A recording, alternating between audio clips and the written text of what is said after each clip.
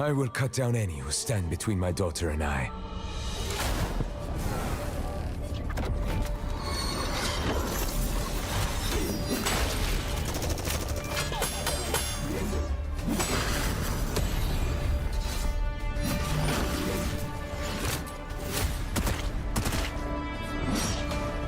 There is no escape.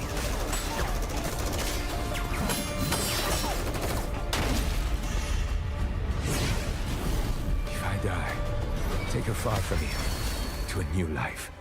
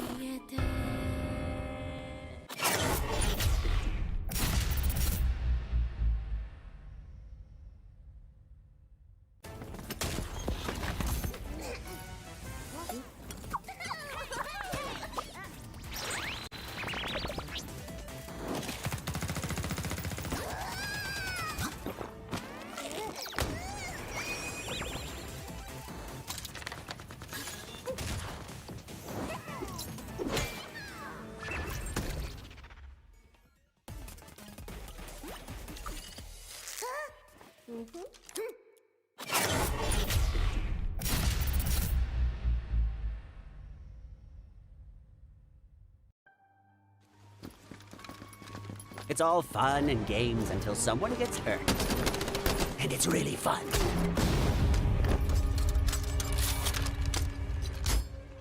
Hey, come here. Do I got something in my teeth? Not to brag, but I woke up like this. So stylish.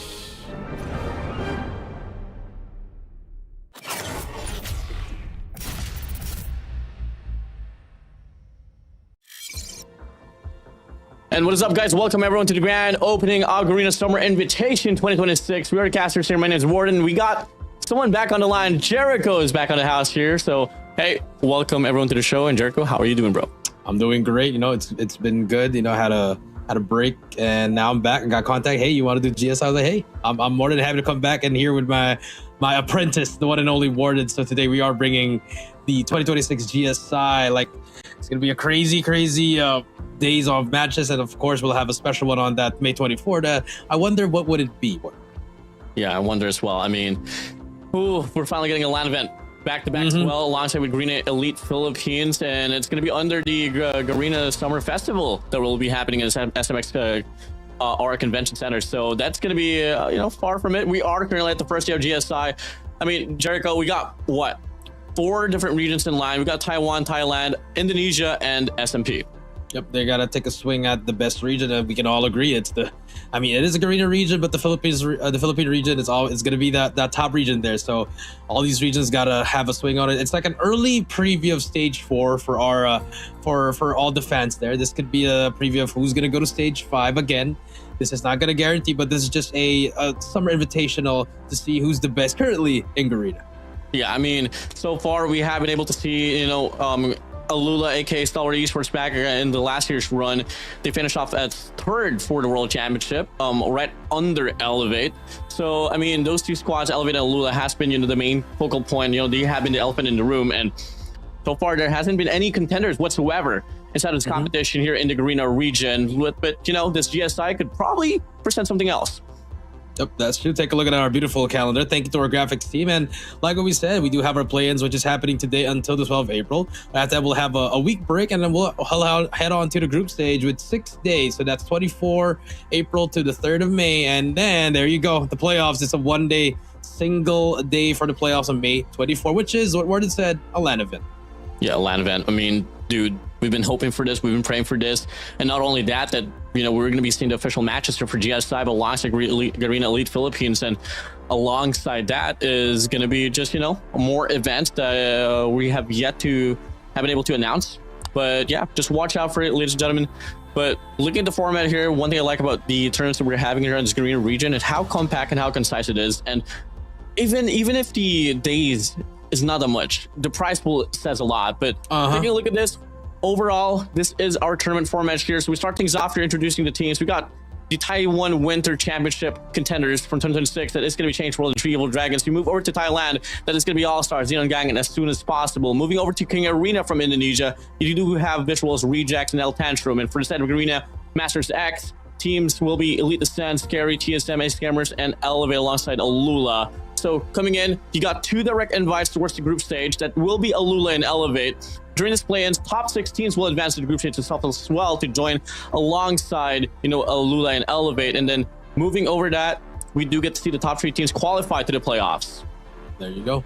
So thank you, Warder, for explaining all of that. So again, this is our tournament format for this GSI. Again, it pays to be good in these tournaments because you get before it was only like the top 2, Warden, and now we get to see a lot more teams get a chance on it. And that last one, playoffs for the LAN finals, that's where everyone wants to be, because the prize pool, like you said, is going to be a lot.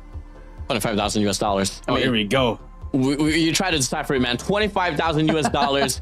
I mean, the prize pool for the Arena Masters alone is 20, right around the ballpark of 25,000 or so. But moving over, you get that one directly if you become the champion itself. Second will get 13,000, 7,000 for the third. Fourth will get 2,400. Fifth will get 2,100, 1,800 for sixth, 1,500 for seventh, and then for eighth you do get 1,200. Well, 9th to 14th will get a split of 1,000.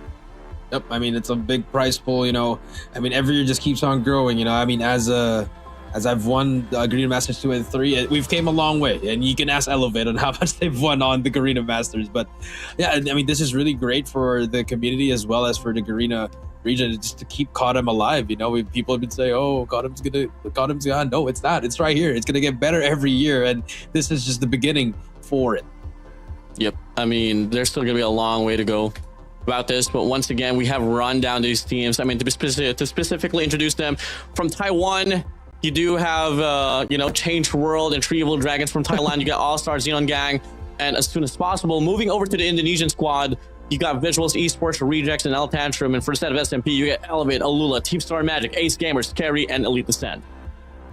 These are the teams that we have. Like what we said, all the regions in Garena combined here to crown one champion of the Garena Summer Invitational. Just to have a little bit of a bragging right for now, because we are on the road to stage 5. We already saw the roadmap for that. So every team is gearing up to get better as the days go by, to be that #1 team, to represent the country, and one day maybe a world champion, just like Elevate. Yeah, I mean, right following this, these tournaments here coming from Garena Summer Invitation, Garena Elite Philippines, I mean, up next could definitely be the annual Garena Regional Championships alongside, I think we're still pushing through with Garena Masters 11 for this year's run. So there's still going to be plenty of tournaments that these teams has to prepare for. And, you know, I really like the fact that, you know, we get a tournament like this with GSI early on to this year. But now we are looking at the current format that we will be playing at instead of this tournament. It is going to be a Swiss format with the top 6 teams advancing to the next stage of the competition. A little bit of a taste of that World Championship style, Warden. Like you said, everybody starts 0-0. If you get a win, you move on to the 1-0 bracket. If you lose, you go down to the 0-1 bracket. If you win and lose at the same time, you'll get to that tiebreaker, the 1-1. Again, the basic way is if you win 2, you advance. If you lose 2, you say goodbye. I mean, for me, this is probably the best format in regards to any play-ins whatsoever. So it will definitely filter out the best out of the best to move over towards the next stage of this run. I mean, we take a look at the schedule here, man. We start things off with SKAERI and TSM. Right after that, it's going to be TANTRUM and All-Stars. And on the mid-map, you do have Visualz and Ace Gamers. On the second half, you got Elite Ascendant Trio Dragons, ASAP and Xenon Gang, and Changed World alongside Rejects. If that is true, we'll be streaming the 3 games, and the other 3 will be played offline, just because we just, you know, times here. But then again, we're gonna have a banger of a game immediately, Warden, off the rip. SKAERI TSM. I mean, that's a rematch in Garena Masters. It's been what, since Garena Masters 6, 7, 8, and 9. They've been fighting each other. They've been fighting for the 3rd and 4th. So it's been a whirlwind of a road for both of these teams. Yeah, and prominently, you know, the team that has been able to come out on top for, you know, just promising is definitely TSM. But, you know, looking at the runs as well for SKAERI, you know, how it's able to catch up a few games here and there just leading up to this GSI, and they seem to be pretty revitalized. But we'll see about it, though, as we get to see already. It's now game time here for SKAERI and Team Star Magic. I can't wait to see what the map Visualz has to say, bro.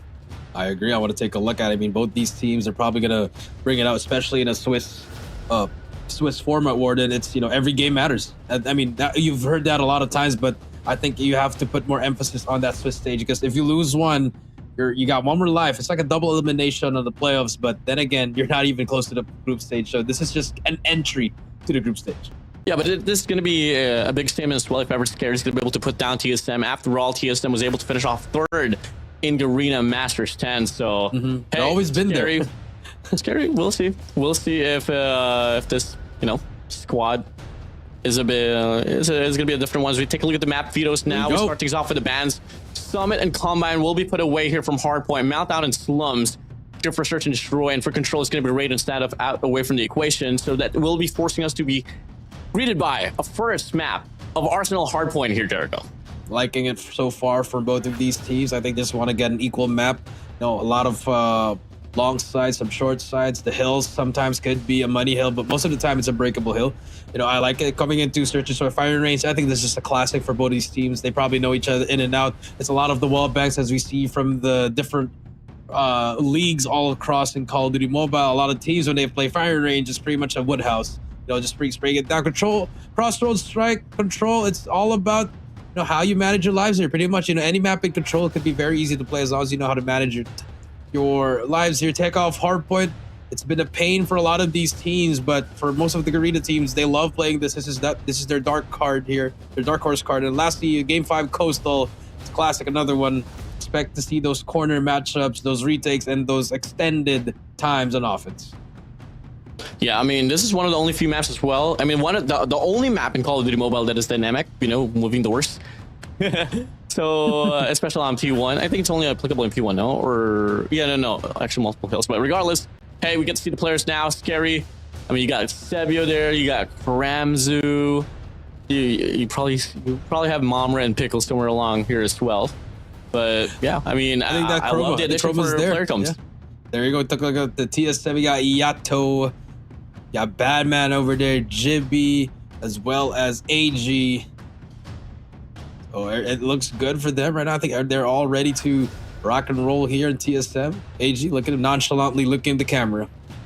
Yes, we see you. I mean, AG has always been this player that has been selling. I mean, you were able to work with him back in Smart Mega, no? No, I wasn't there anymore, but... Oh, gotcha. I mean, he's a gifted player. People forget he was an Eastern champion, you know, but times have changed. That's 5 years ago. We got to live in the present times now, Warden. And he has been able to do so. I mean, this guy has been probably the more so consistent player, even during the run there on Garena Masters 10. I mean, this guy was for a big fraction of the games that they were able to put into, all the repetitions, most of the times you have been able to see AG just on top of the board, just laying out the competition and alongside getting the hill time here is respectively in a hardpoint game mode. But hey, let's get it on. First map, finally for GSI. Jericho, let's get it on. Here we go, game number 1, Hardpoint Arsenal. Start things off on the good side, I would say, because I love this map. So take a look, nades left and right. You're gonna see all this trophies. Gonna be a battle for this P1, and all you want to do here is pretty much just contest this hill where you just whoever gets that first kill, that's when you start pushing, and that's gonna be Yato. Yato gets 2 in a row, and just like that, TSM able to break down the walls as Batman gets shut down, but doesn't matter. TSM with their early lead. Yeah, it's all going to come down to the first 5-kill metric. I mean, once you're able to get the first initial kills here off the break off, you're most likely going to be able to get the money hill here inside of the hill. And so far, you are seeing the players of SKAERI here just scrambling across from the left side of the map here, pushing through whites, while the players of TSM fully reinforced inside of the hill. That is true. And now TSM able to still contest it. They're gonna get sometimes a good time off this hill, actually. And usually this hill is just where you want to be able to contest, but so far TSM just winning all the gunfights, especially with that shotgun from Batman. Kills equals on each other. Yato already has a Predator missile on him as well. And SKAERI just needs to reset. If you look at the map, number 4 on that rotation. Yeah, true respectable ways TSM has been able to deny. Not only that, you take a look at the rotations as well here on towards the crane side, and it is the players of TSM just beating off the players of SKAERI right into it. Sebio might flip the offer of flank here, has to flip off the spawns here if ever you want to stop in the defense up inside of the hill up against TSM. And so far it might work out as you get to see some spawn outs not happening for TSM, but at the same time, you gotta win your gunfights. That's true. The Hunter Killer actually saved the day there for TSM, but the flip has happened for SKAERI. But look who's in control. TSM in control once again. AG just holding this out like an anchor position, able to get one more. Finally gets shut down by Mamra. Mamra inside the hill, about to soak in this time, and finally SKAERI. Some separation here, but the Predator missile able to shut him down. Yes, some 30 remaining here, very much needed for a set of SKAERI. And they got a pinch to worry about alongside a 3-man stack on the ramp side. So far, Pickle leads the way, finds the first no kill, but the War Machine's going to be out here for ages. Should be sufficing enough for them to be able to get the break, and they absolutely served. Easy break coming through from TSM, and they're just getting every single hill here so far. And SKAERI not being able to push together. They're able to get, what, some 20 points there, Warden, and now the rotation. Once again, SKAERI's going to be able to rotate early, but look at the scoreboards, Warden. If you're Kramzu, you got to drop that Type 63, maybe get to an automatic weapon. You need to help your teammates here. They do have Mamra on the operator skill. Let's see if that's going to be a game changer. Yeah, I got to agree with you on that note. I mean, you got to play off the pacing here, especially in this map of Arsenal. But fortunately, they are able to get the early rotation, but the question is, does it even matter? I mean, they were able to get it done on the T2 for a moment or so, but they haven't been able to sustain. You get to see so far, first initial 15 seconds or so, SKAERI, they are actually able to find the means to get themselves inside of the hill, but TSM, ever so scrappy, finding the hill right back. Yeah, finding the hill. I mean, they even had the War Machine, but the pinch there, Jibby was able to flank. That was the singular player that was able to help them. And now you see the side of TSM trying to get it, but Yato with the claw. SKAERI able to stop actually. Yeah, and they're trying to funnel them in that small door, which is actually a good thing. But Yato comes out, able to get nothing. But Batman with the equalizer, able to help this team. And now TSM, they have control of this, about to reach the 100-point mark. Yeah, 5 more points to go, and that's going to be them getting that one through. I mean, once more, just taking the scrap time, playing this all ever so scrappy. And the gunfights, man, has been one big gap on why this game is kind of looking to be subsided here. But then again, they're not even halfway done towards this game. Anything can still happen in game mode of Hardpoint. Yep, that's true. But look at that. The beta switch happened, but Pickle able to use that claw. Again, the question is SKAERI. How long can they hold it down? Kramzu struts down Jibby through the door. Now the push for TSM. Can they break this down? You see AG's gonna get shut down. Hunter Killer drone. Can they help it? They're just funneling in. And now TSM struggling to get some points here. And SKAERI on that comeback. You see them holding it down both sides. It's looking pretty good for SKAERI so far. Yeah, good value there off the damage machine. Only do good for 2 eliminations, but that will slow things down here up against TSM for a moment or so. Now, they're going to deal with a 3-man pusher from Ram's side. One guy working his flank here. That is going to be Rex here, finally cut off, but Krams is going to be able to get the trade. Back and forth they go. TSM, they find themselves back inside of the hill. That's true. I mean, let's go to Jibby. You're just letting Jibby run it through you. That's 3 in a row for Jibby. Can he make it 4? Spots another one. Can he make it 5? Runs around. Hunter Killer out. Can it help him? Yes, it can. And TSM, I mean, the breaks that on this map, it's been looking so good, Warden. They're giving up 10, 15 points, but TSM ends up getting all the scrap time off this. And now, they haven't even been rotating on time, Warden. Crazy attention to detail there as well from AG. Was able to find one caught off there on the garden side, and that will be slowing the rotation down here up against SKAERI. And they open things up here inside of this hill. T5's now here, about to go for the run as Jimmy's going to pop this Tempest as well. Good for 4 eliminations to his name, making 5 already. And he has 3 more opportunities right around. He does get taken down, but that will be slowing the pace of SKAERI by quite a lot. If that is true. Now, Yato on your screen. It's going to be the first one in line. The Predator missile from Jimmy gets 2. Yato gets 3 in a row. And it's just a domination for the side of TSM. They're stuck here. EMP out. Death Machine, War Machine. Everything is coming out for TSM. And they're showing why they got that star magic in their name, as they are just putting the Steel SKAERI in a blender. You gotta say, man, annihilation, abomination, decimation, domination, name it. TSM, man. On game one. Totally different squad, bro. That's true. I mean, it just shows that, you know, they may be third, but they're a pretty far third place team in the Garena region. Yeah, you know, it's like Brian Scalabrine, you know, I'm closer to LeBron than you. You are. You'll ever be that. I agree with that one. TSM taking the lead 110 points, and they're not looking back. AG's going to get shut down by Chroma. Nice shots from Chroma. Can they find something here? If you're the side of SKAERI on the second rotation, Chroma able to get some hit markers, but Krams and Pickle able to help them out. And now we're moving on to the second set of hills. SKAERI again opening things up. Can they hold it? That is the question. Oh, that's going to be the first. They're going to be able to get the first initial kill streak onto P1. And if ever they get them right, I mean, you can't get this wrong. I mean, there's only 2 main entryways here, and they are able to lock things down and supported by 3 operators as well. Damn Machine, Tempest, Claw is out. The Claw does get dropped here pretty early on. Pickle is now going to be gone here off this wave, but they are bound to get this full 6 here if ever they deal with the next 2 waves as well. That is true. The next waves are right. 98 to 177. TSM, they're trying to get some points here, but SKAERI able to answer back. They've invested so much here, Warden, and it's been good so far because they're actually right back to the game. Just a 1 hill difference. Oh my goodness, Yato just put him on the blender. Another one from him as well. AG still alive here. The reach out from him. That's 3 in a row. Can he make it 4? No, the nade is there, but SKAERI able to answer back. I really like the way they fought for this first hill, Warden. Now it's going to be a fight for this P2, but then again, they've used a lot. The Predator missile, it can find 1 player. They open that up. Can they manage to break it immediately? I mean, start things off here with getting the first initial kills, and once you're able to wave them off, spawn reads on a map like Arsenal is not the hardest thing to do. And you get to see already here on the map here, SKAERI going to solidify here on the left side of the map. Equalizer, only good for 1 elimination, but they do find the leeway to hop inside of the hill, but temporarily, so they got to find the means to take away Rex or probably open up this lane if they really want to put themselves inside of the hard point. That's true. Rex with 2. Jimmy gets a trade. Tempest is out for them. And this is the only problem with them investing everything. They have nothing now. Look at AG without War Machine, able to just space out the enemy, get the kills with a War Machine. And yeah, now do see TSM 200-point mark has been reached. 50 points to go, and we'll be able to crown our first winner for game number 1. Yeah, I mean, what? Nearly just 40 more points to go, and that's going to be a close out. I mean, if ever the pacing doesn't change and it just persists to stay the same way here for TSM, they're definitely bound to end this game off here on P3. You get to see the rotations onto the race as well. You got 2 players here for the side of SKAERI. Single and man, AG does get taken down. Very much needed gunfight, 1 over by the side of SKAERI here on his P3. That's true. Those are 2 huge kills. Okay, you get a breather for now, Warden. But again, you need another miracle. Almost AG winning those 2 fights.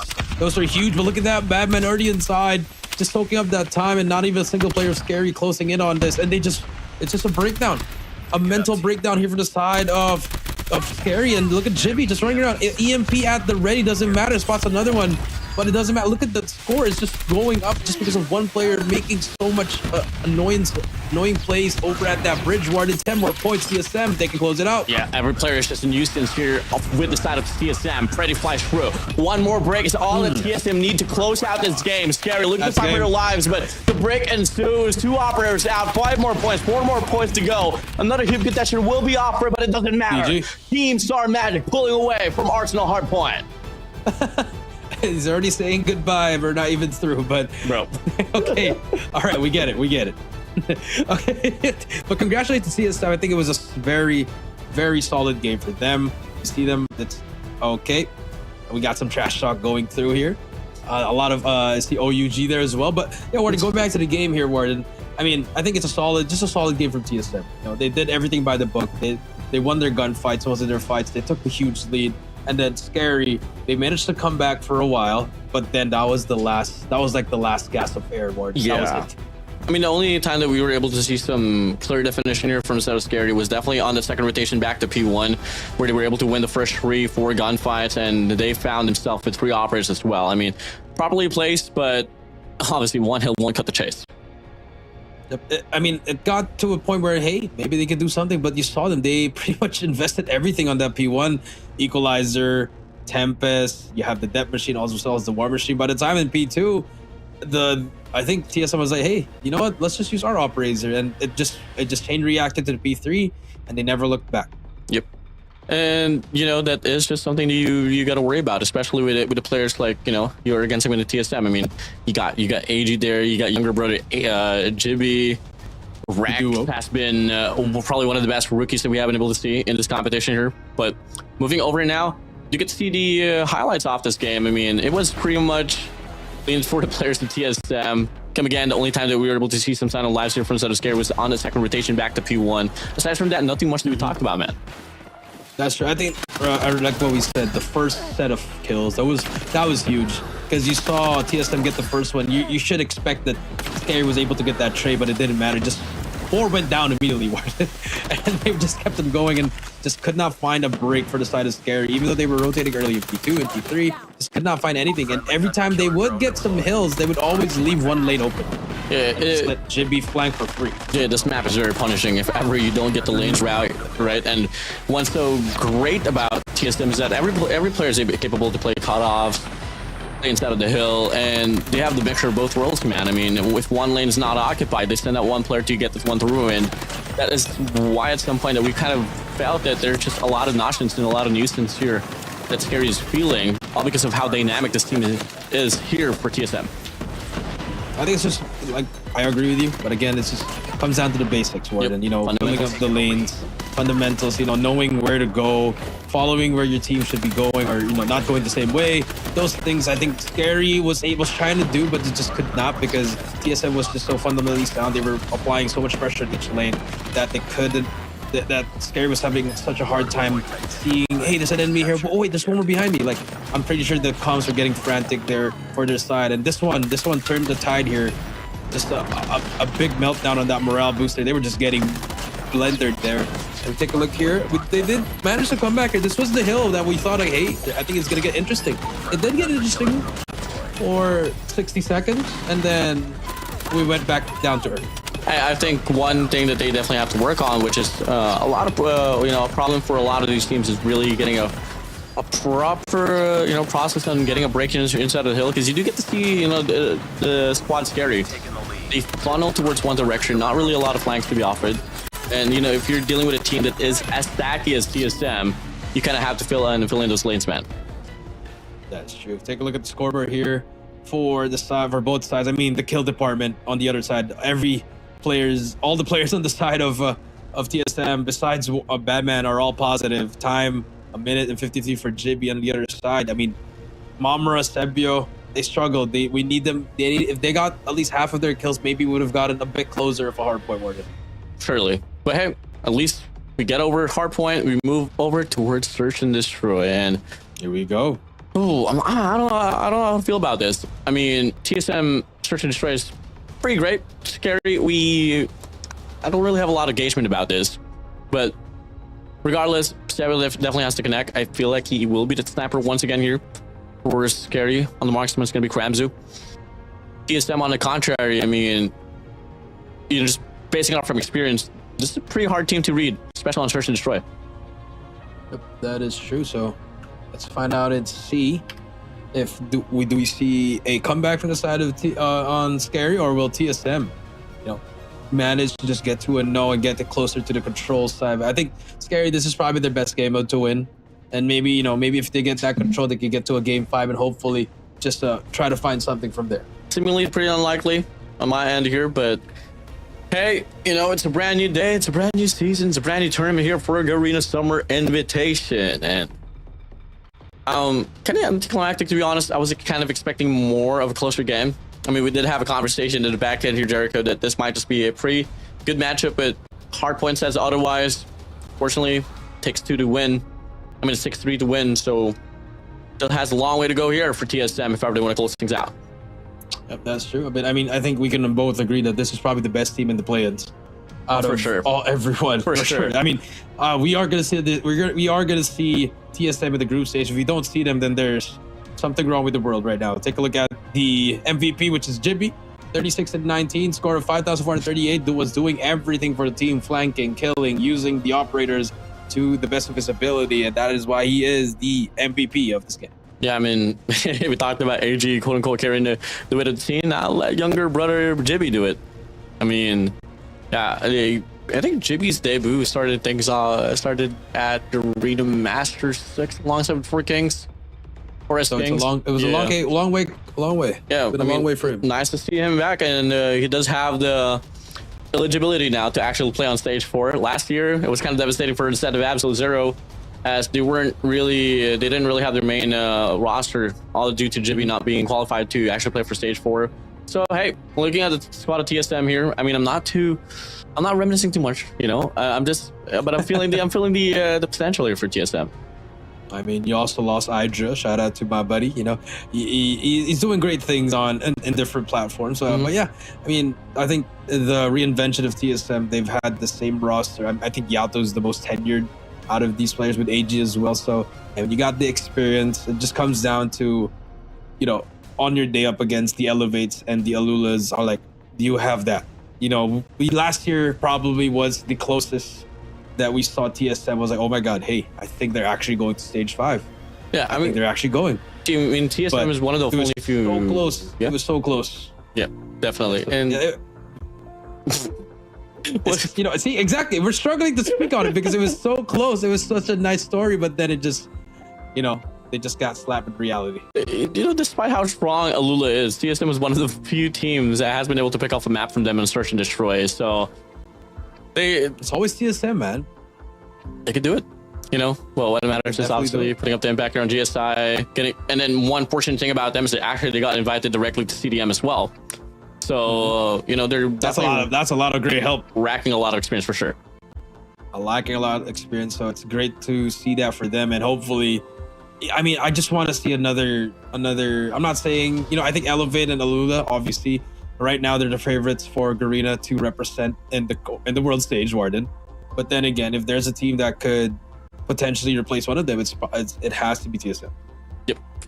So, you know, it's just getting the final adjustment later on stage 4. Obviously, at the end of all this, it's great, you know, to get Glory and Garena Summer Invitation, Garena Masters as well. But obviously, you want to win the stage 4. You want to fly to stage 5, wherever the LAN event is going to be. That is the, you know, that's the ultimate goal, man. I mean, that's what you play for in Call of Duty Mobile. I mean, that's what we played for back in 2022. Yes, I'm a dinosaur. Yes, we get it. But you know, that's how Elevate won it. That's how Tribe won it. That's how Wolves won it. Elevate. That's how Q9 won it. Elevate as well. I mean, so you know, it's for the all glory. You want to be remembered as the best team in the world for that year, or you know, and because when it's all said and done, there's gonna be some conversation like who's the greatest team, who's the greatest coach, who's the greatest sub machine, who's the greatest AR player. All those conversations come up when you get to that age. You'll understand. So it's good. It's a good topic, especially when you're around people that actually play Call of Duty. Which is, I think, I'm excited for that one as the years go by, Warren, because you're starting to see who's going to be that GOAT SMG in the game. And I'm guessing, you know, I gotta throw out PJ, man. He's probably the greatest submachine gun player of all time in Call of Duty Mobile. What about AR, bro? I mean, who do you have? Luxon? You could put Lucas in, you could put Susano, you could put Kendi there. I mean, Kendi has his own category. He's probably the greatest winner in Call of Duty Mobile. In regards to accolades, yeah, definitely has a lot of events under his belt. But I mean, you were a coach yourself, Jericho. It's just a side quest. But who do you think? Who do you have as the greatest coach of all time? That's easy. That's Alea, bro. Alea. He's the coach for a reason. I mean, this guy was able to bring in, you know, no one knew PJ, no one knew Yopi back in 2021. Halo as well, just like that. But that's another story for another time, ladies and gentlemen. Yes, this is welcome back. All right, well, like we said, we're in different hard point. TSM taking that. Now we're moving on to Firing Rate Search and Destroy. Warden, I mean, we've seen this a lot of times, and what do we see here? That's new, Warden. Nothing. Crossroads control is back in 2023 alongside Takeoff Hardpoint. Oh my goodness. Postal Search and Destroy, Firing Search and Destroy. This map has been around for 2 years as well already. I mean, if you want to go all the way back, it's been out since 2010. Nothing new for you for sure, man. Nothing new for me. Yeah. We're gonna take a look at SKAERI here. Let's see. You know, again, we're gonna probably talk about the mental part here of the game.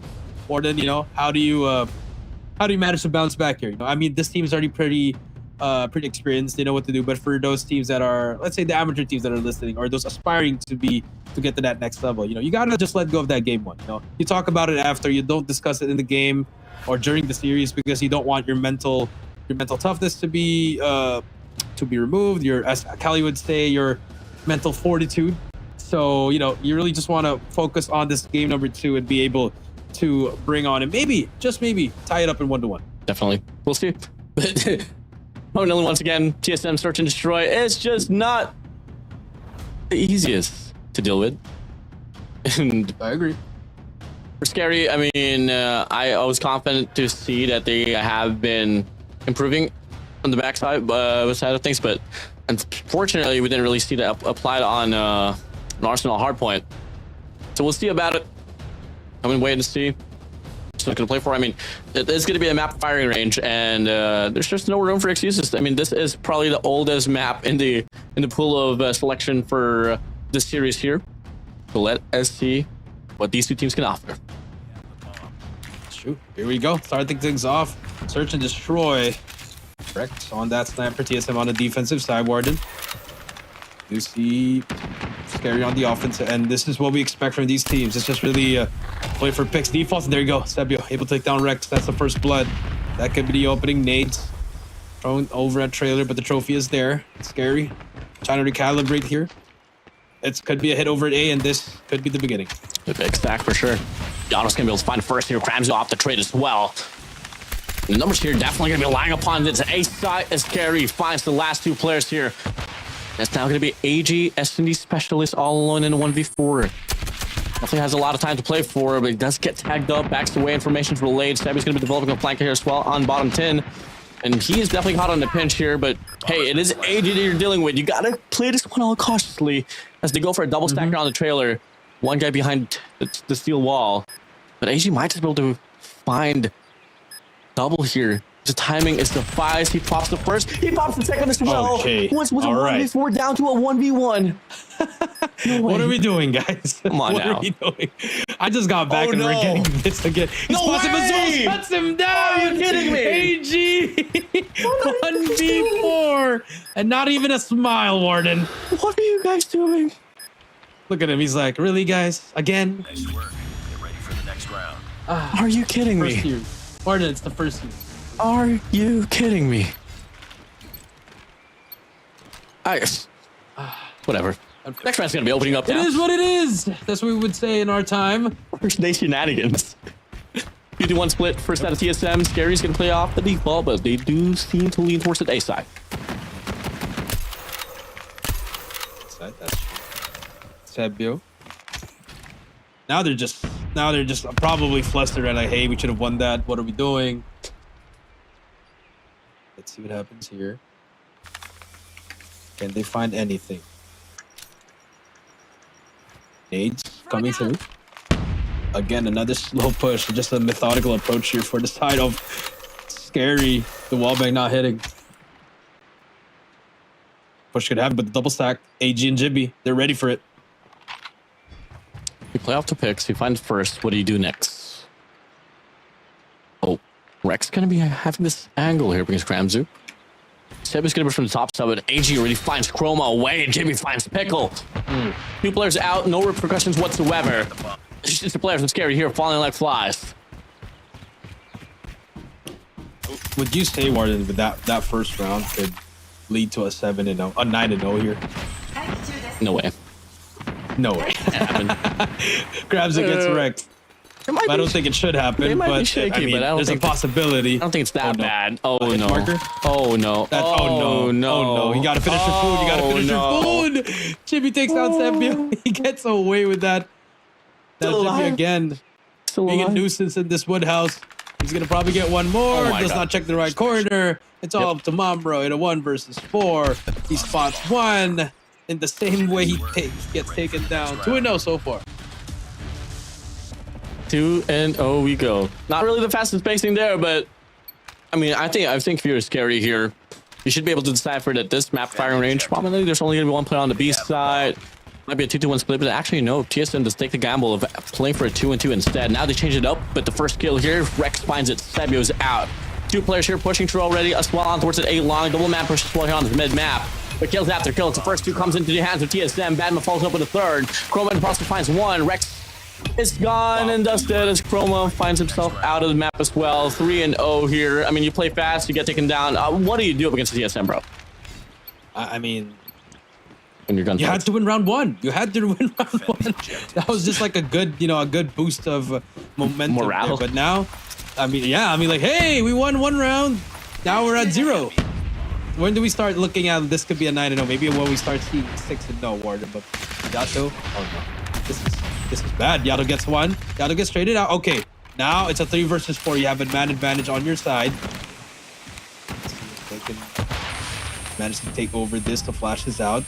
JB gets 1. Batman gets taken down. It's a 2 versus 3. The brothers. Oh my god. Of destruction. AG and Jibby. What can they find? It's going to be a flank on the other side, but the brother is watching that.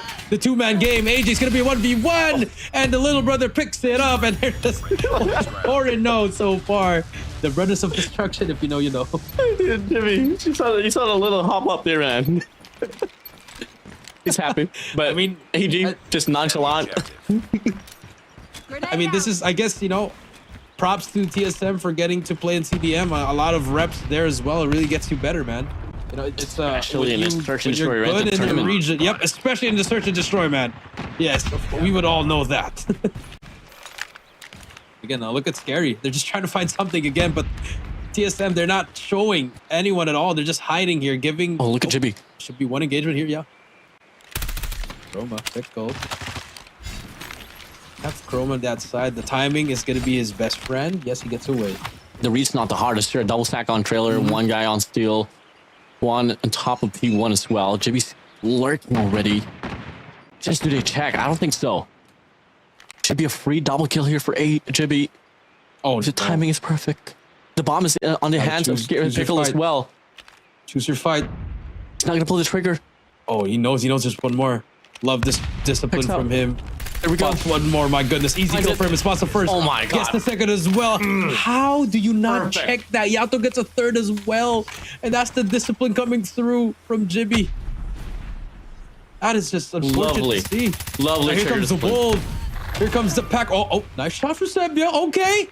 I see you, but it's a 4 versus 2 and the bomb is all the way on the other side. So that's a nice kill. Why? No, like you play default, you play for picks, but you lean the bomb towards 1 to go first. Yeah, to go first. Terrible mistake.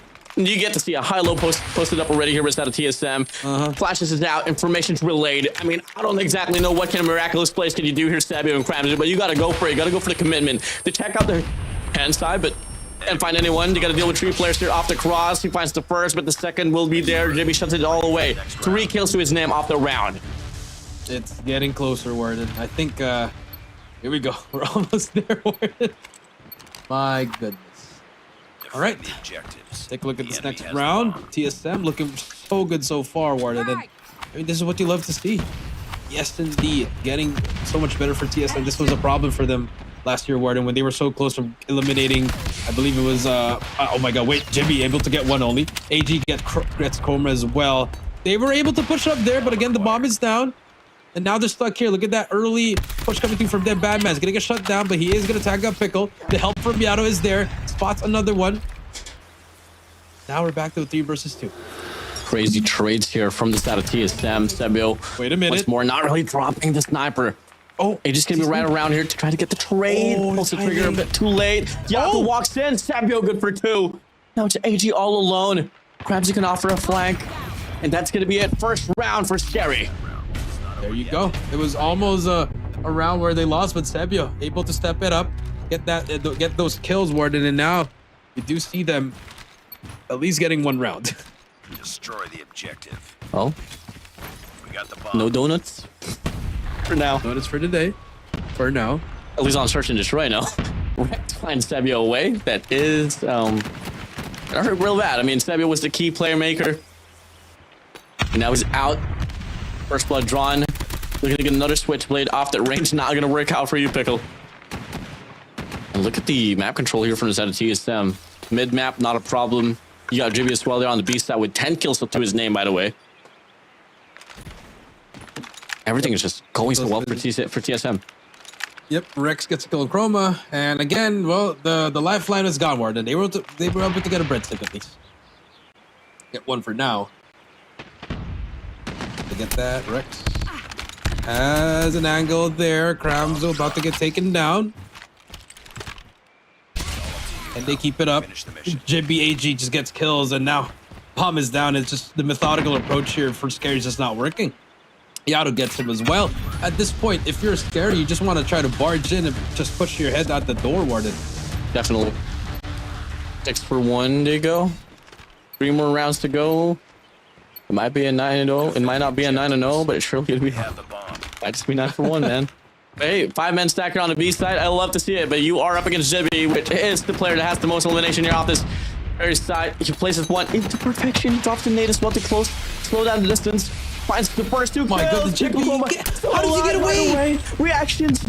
Rotation so quick with it. Seven finds AG away. Mama takes Jibby out. The brothers is gone, but the cavalry arrives. 3 players in, and they're gonna be out. 7-1. TSM. Oh my god. Jibby. You see, that was probably one of the fastest switches I've seen ever. I just saw him pretty much doing so many things there, and impeccable movement from Jibby. So now 7-1. TSM looking out like they want to get to that match point. Switch sides already. TSM on the offensive side. Now it's their turn.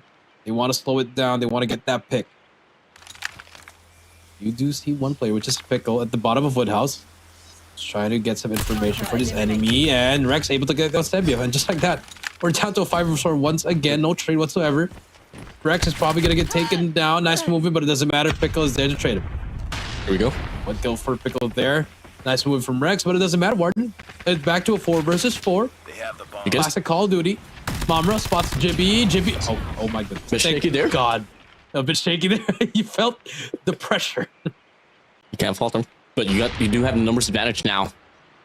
All comes down to this. Pushing through. Fight for Pickle. Nice. AJ's gonna be on the other side. Yato big 1v1, but can't find the second shot to connect. Oh no. AJ finds Pickle down as well. AJ knows. Oh no. Finds Cramzu. Now 2v2 situation. They can offer a flank here, but they can double stack here as well on the trailer. Find the pick off here, swings on by, and that's gonna be a lovely double chow. Mombro looking to get the trade, but the angle suffice. And they're looking to rechow this. They know they have the gunfight to close this out. They know they have the advantage as well. And this is how you want to play it. A buddy system. Bait and switch coming through here. But Mamra, I think he has the drop on them. He may have the drop on them. Timing is everything here, AG. Yato, is he there in the right moment? Yato's there in the right moment! Gets that kill! TSM match point. 8-1. Yep. Gotta win 7 rounds in a row to force an overtime. Is it the probability? Yeah, but is it likely? Not exactly. Are we moving on to control? 5-man push. 5-man push on his ace side. It can dictate to this. As Cramsey finds first kill. Yato's there for the trade. Cramsey go for 2 elimination. Chrome is gonna be out. Looking to get a triple here, but Batman off the head. He too hot for him. The nade flies in. Pickle finds AG. Rex now all alone in a 1v3. Oh, he gets spotted. Rex trying to regen. He's gonna get pinch, triple pinch. There you go. No breadstick for SKAERI. 8-2 we go. CSM still on the verge of moving to game number 3. Here we go. Defend the objectives. Here we go. Can you do it? 6 more rounds. And it's looking to be a play for picture for set of TSM. I mean, they can just afford to gamble rounds after rounds, and I feel like they'd still be able to pull away, but looking to be a triple stack to be offered here by the side of SKAERI on his beast side. Shimoral's still like a 2-1 per se. Regardless, all gonna come down to stalemate here. Whoever gets the first initial blood can definitely dictate the pace of this game. Yep, whoever gets that first blood, I agree, pretty much dictates the pace. I mean, but not in the case of SKAERI. They've been getting first bloods over and over again, and it's just not capitalizing on it. Big gunfight here for Jibby. He's able to find something here. 3 players over at B. I think the rotation could be there. my And just God. gets 1 kill like that. No trade. Where's number 1? Pickle. Why did you not That's go the in? difference. That's the difference, man. I mean, once one player goes down here for the side of TSM, a teammate would react to it, would get the trade to keep grounds equalized, but no, it doesn't happen here for SKAERI. But look at the flank development as well here from player 1 and player 3. Sebio finds Rex away as well. That's going to be massive. But AG gone rogue here on the top wood. He finds 1. The trade should be there here from player 3 as well, but the bomb's going to get planted in the process. Double stack up to be offered here on the trailer side. Player 4, Jimmy's going to be all alone here back 10. And they got 2, 3 opportunities for a push here as Mamora and Krabs stacks up near on the trailer side. Yato gets tagged up, but they don't find Badman. And Yato finds Krabs away. It's a 1v1 between Jimmy and Sebio. I mean, this is timing. He's gonna hop on that bomb. Does he have timing on it? He's gonna get the defuse. Doesn't matter. TSM closes it out 9-2, and they're up 2-0. One more game for them to get this 3-0, and that's gonna be our first series if ever they do get the 3-0 in the control. Yep. That's a close out. I mean, hey, we've always talked about control being a mixture of quote-unquote hardpoint and search and destroy. And if you mix the both worlds here, huge shout out to the Butcher Esports, by the way, but moving over, it seems to be a 3-0, man. It's looking like it's gonna be a 3-0. I mean, by the looks of that first round, the 1 versus 4, I mean, things are just looking good for them more than overall, especially over at that spawns as well. I think they're gonna get it on the control. Well, I don't know. I mean, ooh. We're looking at a map of Crossroads strike controls, which, I don't know, one of the best maps here for us out of TSM as well. But we draw back to the highlights here. I mean, you got to talk about just the clutch here. I mean, this set the tone here on the first round. AG pulling a 1v4 really put them down, bro. Finish them. Defend the objective. That is true. So it's going to be tough to see if they can make the comeback here, and it begins here. It's going to be interesting. I mean, anything is possible for her, of course, the reverse sweep, but against a team like TSM, like what we said, they are closer to elevate than most of these teams. It's a pretty far 3rd place. Yeah, I mean, I don't know. I mean, gunfight seems to be promising here for the set of SKAERI. It's just that you don't really see a lot of team fights, man. I mean, if there's any difference that I got to mention about this whole differential here between these two squads, TSM and SKAERI, is that individually, they're all pretty equal, but what sets them apart is really just the trades. Like on hardpoint, you talk about the operator investments, the coordinations, the rotations, the pinches. And it's somewhat applicable here on a search and destroy. We barely got to see any of that here with SKAERI. That is true. So, I mean, it's still good to see them. And, I mean, look at it, Jibby 15-3. Everything doing well besides Rex with a negative, but it doesn't matter on the other side. I mean, yes, you had Sebio, that unbelievable snipes, but, I mean, for 2 rounds. That was it. Jibby with 15 kills, bro. This guy's going back-to-back MVP as well. Hardpoint, search and destroy. I mean, when you get mentorship for your big brother AG, I mean, probably one of the more improved players of the season already. But hey, I mean, as much as I want to say and kind of bring up the fact that this is the first day and the first matchup here for GSI, we were kind of expecting that this game would be much closer because of how much we know the players of SKAERI. But the stats says otherwise, man. I mean, 250 to 117 on hardpoint, 9-2 here on the search and destroy. I feel like we're going to be seeing a quick one on control, probably a 3-1 or 3-0. That is true. I mean, it's probably going to be a 3-0. I think it should be a 3-0 Warden. But take a look at their MVP and guess again, it's going to be Jibby. 15, 5-3, 1,786 score for him. This man was on a mission, flanking, getting kills, staying alive, baiting for his teammate. And, I mean, he deserves the MVP. Yeah, I mean, ever since 4S moving over to Absolute Zero, this player was really the most consistent here. And with just more experience here to be grabbed, especially in playing in CDM alongside here now in GSI, and being able to be part of the main squad, I think we can definitely expect the best out of the best here for GB all throughout this series of competition. Yep, that is true. I mean, he definitely, I mean, he's in his prime years, Warden, you can definitely see that he's really gunning for that. Kind of see a bit of I don't want to say it now, but a bit of a hybrid of PJ Yopi. Obviously, he's still far away from that, but you do see a little bit of a resemblance, or maybe a younger Yaro. You know, that man was scary, or even a Rage, a 2022 Rage. So we're starting to see comparisons from him. For sure. So hey, now Jericho, Crossroads control. I mean, what's your call about this, man? I mean, how do you like to play this map?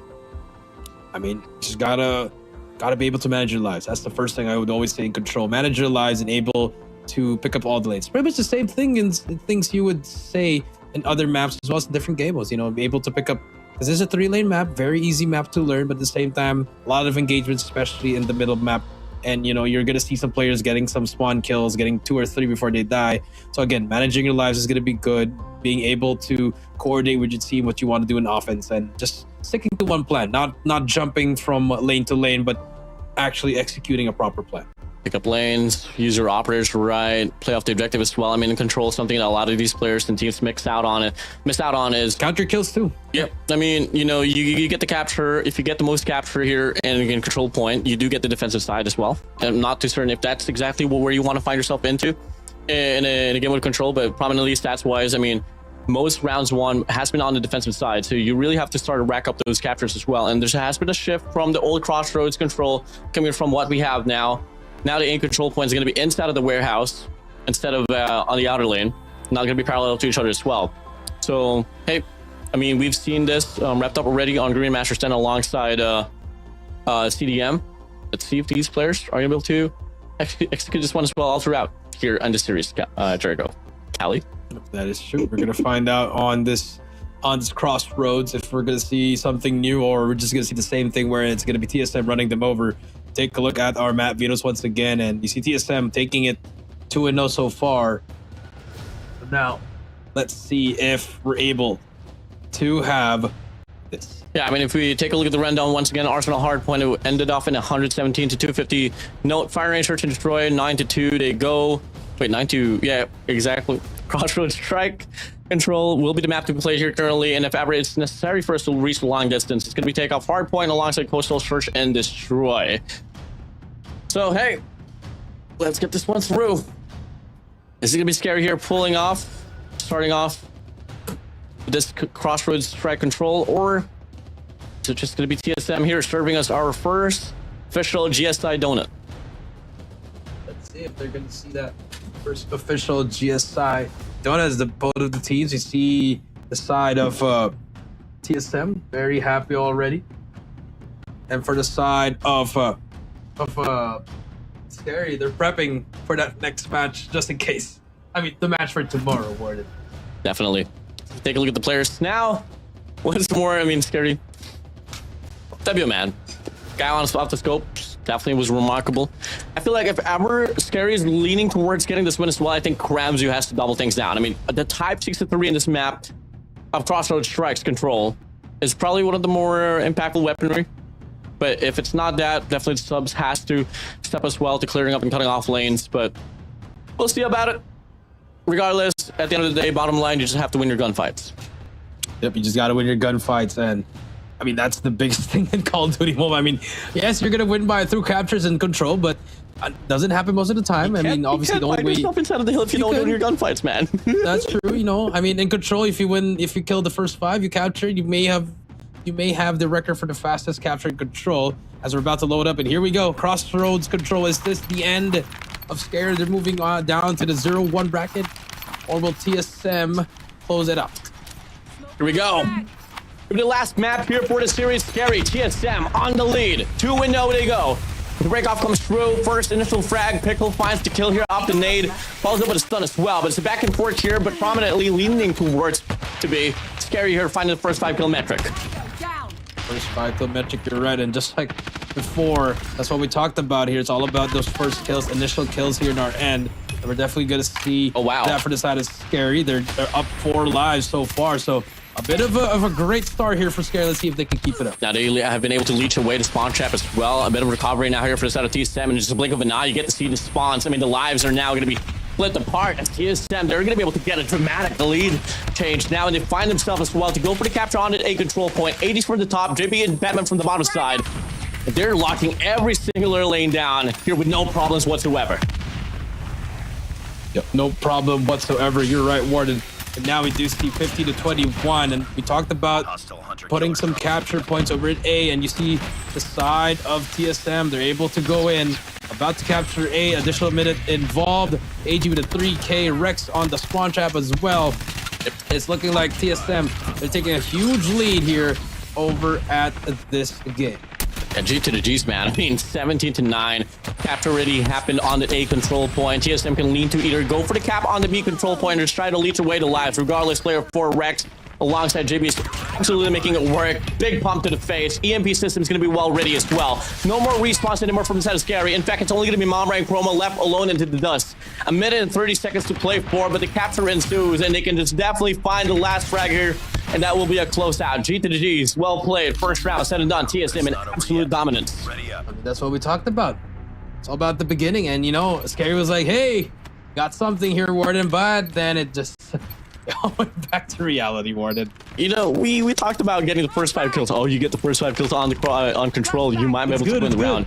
TSM is like, not exactly. Not we'll exactly. Take it, but not all the time. Now we take a look again. Okay, SKAERI able to get the first 2 kills now. But now look, that's 3 for them, so it's looking good. But where do we capitalize? And they just lose all that momentum immediately, that space that they made. And you got to worry about the operators as well. Accumulated, but it's got TSM off the first round. Badman now working himself up from the top. He beats him to it with a Predator missile. And they're slowly but surely, they're inching closer towards enemy lines, now occupying both the left and the right lane from the top as well. There's just a lot of occupancy. And the Tempest and the Annihilator is going to be out. Look at the feed, painted in yellow, painted in the Team Star Magic. Painting in the Team Star Magic, you're correct. So here we go, it's all just them so far. Yato with the Tempest, able to just chain it to the next enemy. Annihilator at the ready. I think that should be that round. Freddy at the ready, finds nothing, but it doesn't matter because Jibby is still there. Last 5 lives remaining. Warden, all said and done. Round 2 is over. Yeah, I mean, it's 20 to 5 here. It's a one-sided love affair. Unfortunately, it hurts real bad. Oh, it hurts. You know? Don't you hate one-sided relationships, Jericho? Calm down, Warden. It hurts, man. Like SKAERI. Give them some break. Give them some time, man. 3 lives remaining. Krabs and Sabio, what can you do? They look around, looking aloof. They're confused on what to find inside of this game, aside from the players of TSM beating them down 2 rounds straight. I mean, Jericho, game with no contestation whatsoever. TSM about to end this note in a 3-0 fashion. In first series, we coming out hot here, Warden. This is what you want to see for their side.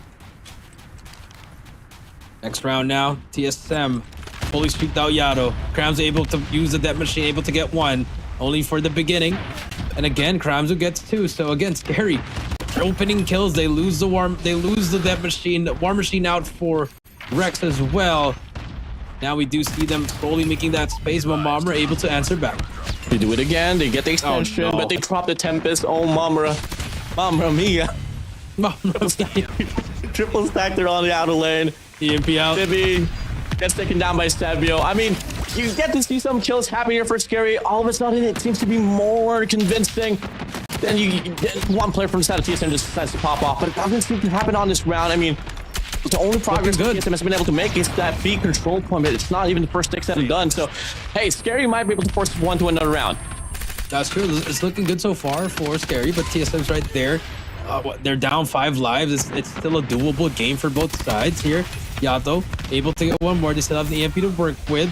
Nice shots from them as well. Equalizer out for Badman. Badman able to make that space for TSM.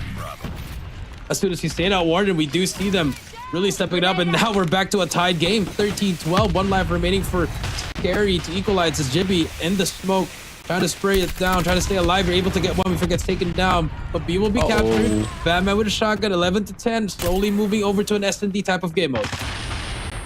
All gonna come down to this round. Capture already done on the B control point. But the players are SKAERI gonna be scrambling across enemy lines. Gonna go for the spawn trap here. Might just be the case. 4 lives remaining and barely any operators to be found. Only Yato and Heiji has this one on the board, but I don't think it should be going for any investments whatsoever. And yep, seems to be SKAERI. They're about to claim this round for themselves. It's AG now, the captain, all alone. Out of this map, gets taken down, but no, Pickle hooks the gunfight. They can definitely their time here, build up those operators for the next round as well. But AG knows exactly that he just has to put the pressure down on the A control point, get killed as fast as possible, because if not, well, definitely we might be able to see more ops here for SKAERI. I think he's gonna try to go for it. Oh, no, nope. Gets taken down. Okay, well, SKAERI able to get one on the board. They don't want to get a 0. Maybe they just want to get 1. So here we go. Moving on to this round number 4. TSM on the defensive side. They do have their Death Machine as well as Yato's Tempest. For the side of SKAERI, they do have 2 more operators on their end. All begins here at the start once again. And look at SKAERI. They actually chose to slow it down a bit, make it a bit more campy here, able to get some kills here, but it forces Yato to get the free push, but Kramzu able to shut him down. Clock's going to be out now here for Pickle as well. They got to find mates to get the most value out of their operators. I mean, they still have one more to work with as well with Mamra off the Tempest, and he does go for the investment now. A minute to play for, but they are slowly but surely infiltrating the A control point. Yato's going to be there trying to reinforce the hill itself, but from the top, Kramzu takes him all away. Now, pushing through. No progress whatsoever, not until now, and they have that extension as well to go for the spawn trap, and they are reaping away the lives of TSM. Wow. As Kramzu is going to be good for 3. Make it 4 eliminations to his name. 4 in a row for Kramzu with that Death Machine, and you see SKAERI able to start capping on that A point, but as soon as we say that, they do have the live advantage, but they were not able to capture A there, so not really the best. Yes, you lose, you get to have 6 lives of more than TSM, but can you capitalize on this advantage? Might be hard to do so. After all, the close out's going to be the most important thing here on this map for this game mode of control. Maybe finds 1, can't find the doubles, Tabio takes himself out. Yato off with the Tempest as well. AG has the Death Machine still. He finds 1 there on the mid map, has the Predator missile as well. They try to go for the spawn trap. They slow down the lives of the players of SKAERI. No. And now, Dibby, alongside the squad of TSM, is in striking distance to close out this game as they have the players of SKAERI pushed back against the wall. That's true. It's gonna be a Predator missile from Kramzu, able to get 1. You see number 2, Jibby with the Annihilator. He's deep in enemy lines here. Just needs his teammates to get some kills here. It's 8 versus 5 here. Finally gets 1. Jibby now, waiting for the spawn trap. Holy mother of God. This Malmra finds 1. Aim close as ever. 4 to 4. War Machine. Game's all equal. The ops is going to be out here for Rex. Alongside Seven as well. 2 War Machines into the play here, into the mix. But they find the bulk of the kills, but no, the trade's going to be there for Rex. 2v2 now. Kramzu, Chroma, Yato, and Rex. 5-4. They go for the extension there, but he gets taken down. Now Chroma is forced to go for the capture on that A control point. They know exactly where he's at. The biggest 1v2. If you're alive and you pull away, they go for a double tally, getting tagged up, and Yato wins the fight. TSM, they close it out. 3-1 and 3-0 for the series. 3-0 for the series. Congratulations to TSM. They're moving on to the 1-0 Swiss stage. And for the side of SKAERI, they're going back down to the 0-1 bracket. And congratulations TSM.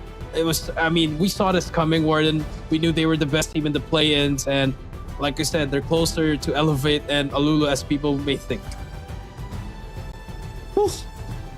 Yep, convincing. Very convincing here. No questions asked. This is the same TSM. I mean, why am I saying that, bro? That was like 2 weeks ago. But yeah, TSM. I mean, we're looking at SKAERI, by the way. If you guys don't know who SKAERI is exactly, they're like the number 4 team in some way in the Garena region.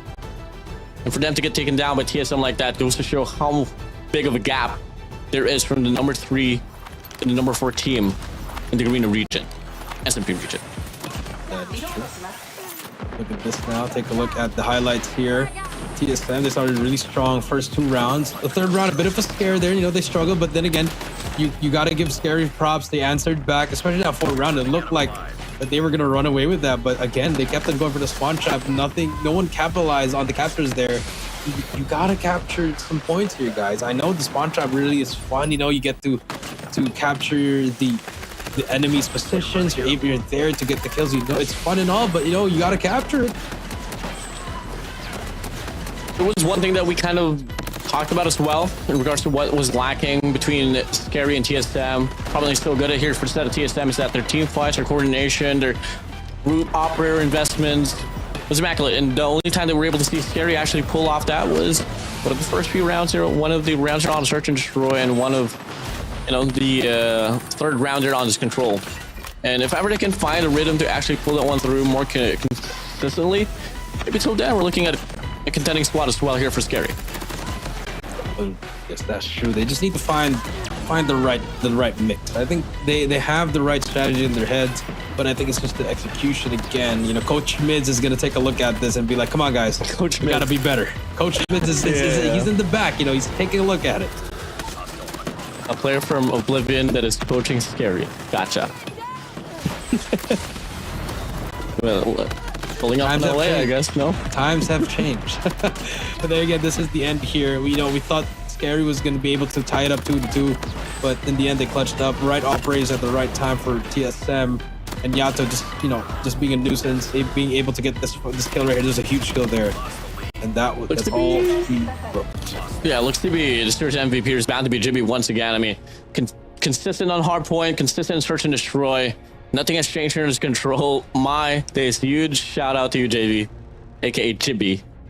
I mean, what an improvement from what he was able to put up in there on Garena Master Stand, now leading up to this Garena Summer Invitation play-ins. He's been doing really, really well.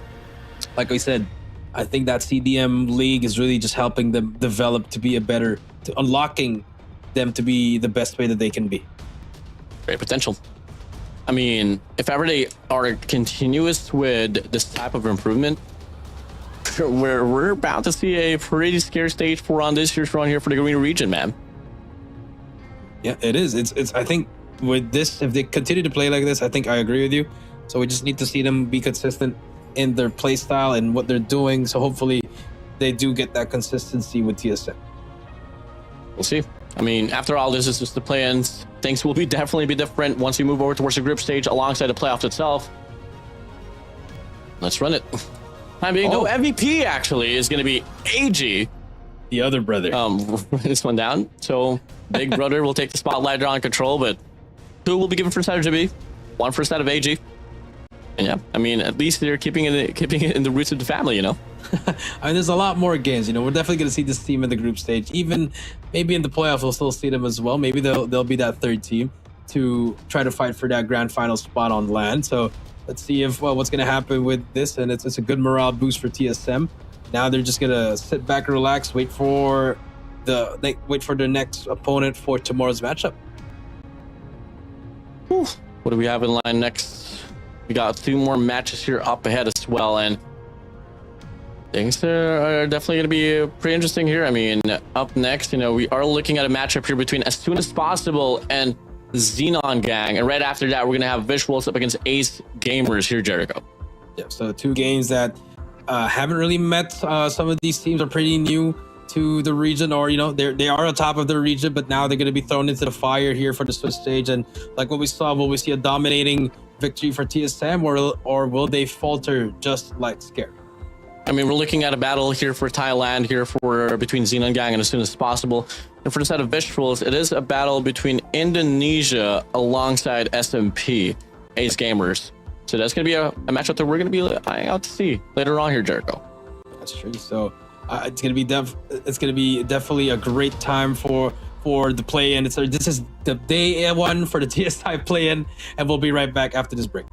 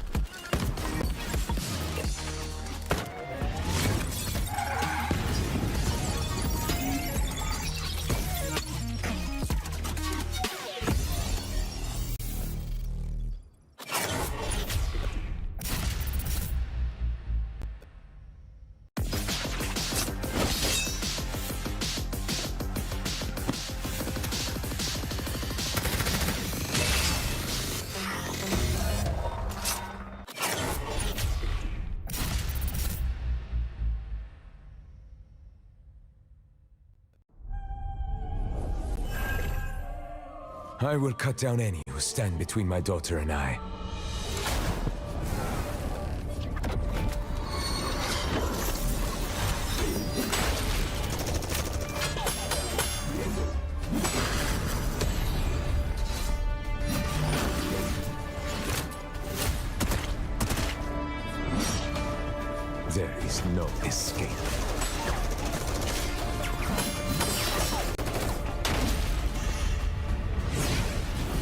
If I die, take her far from here to a new life.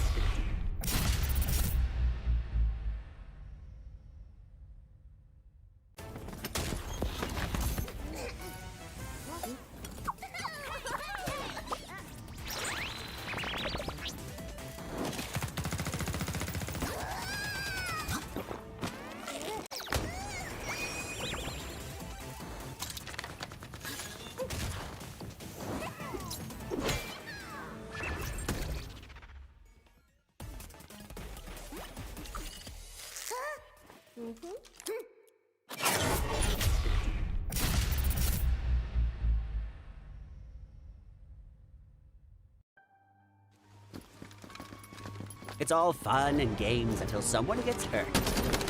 And it's really fun.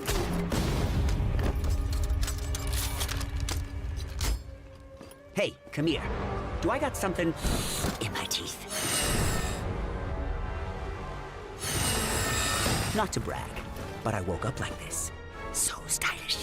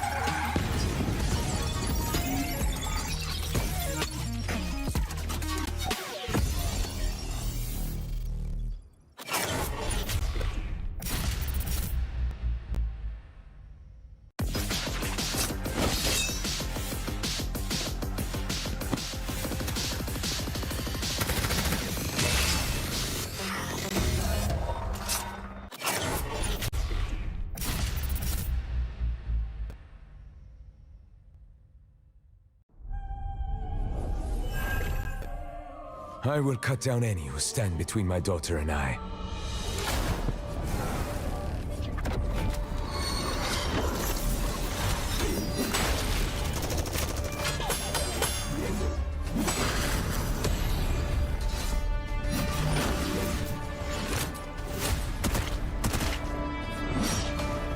There is no escape.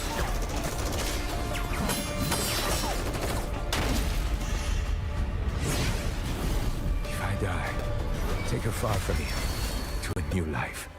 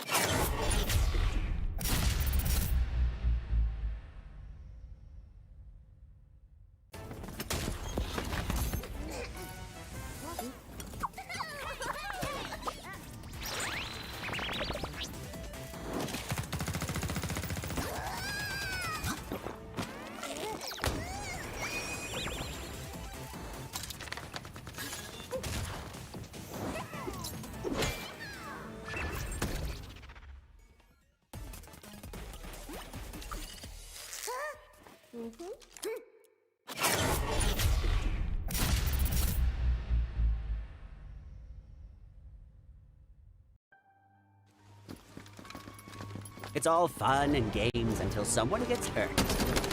And it's really fun.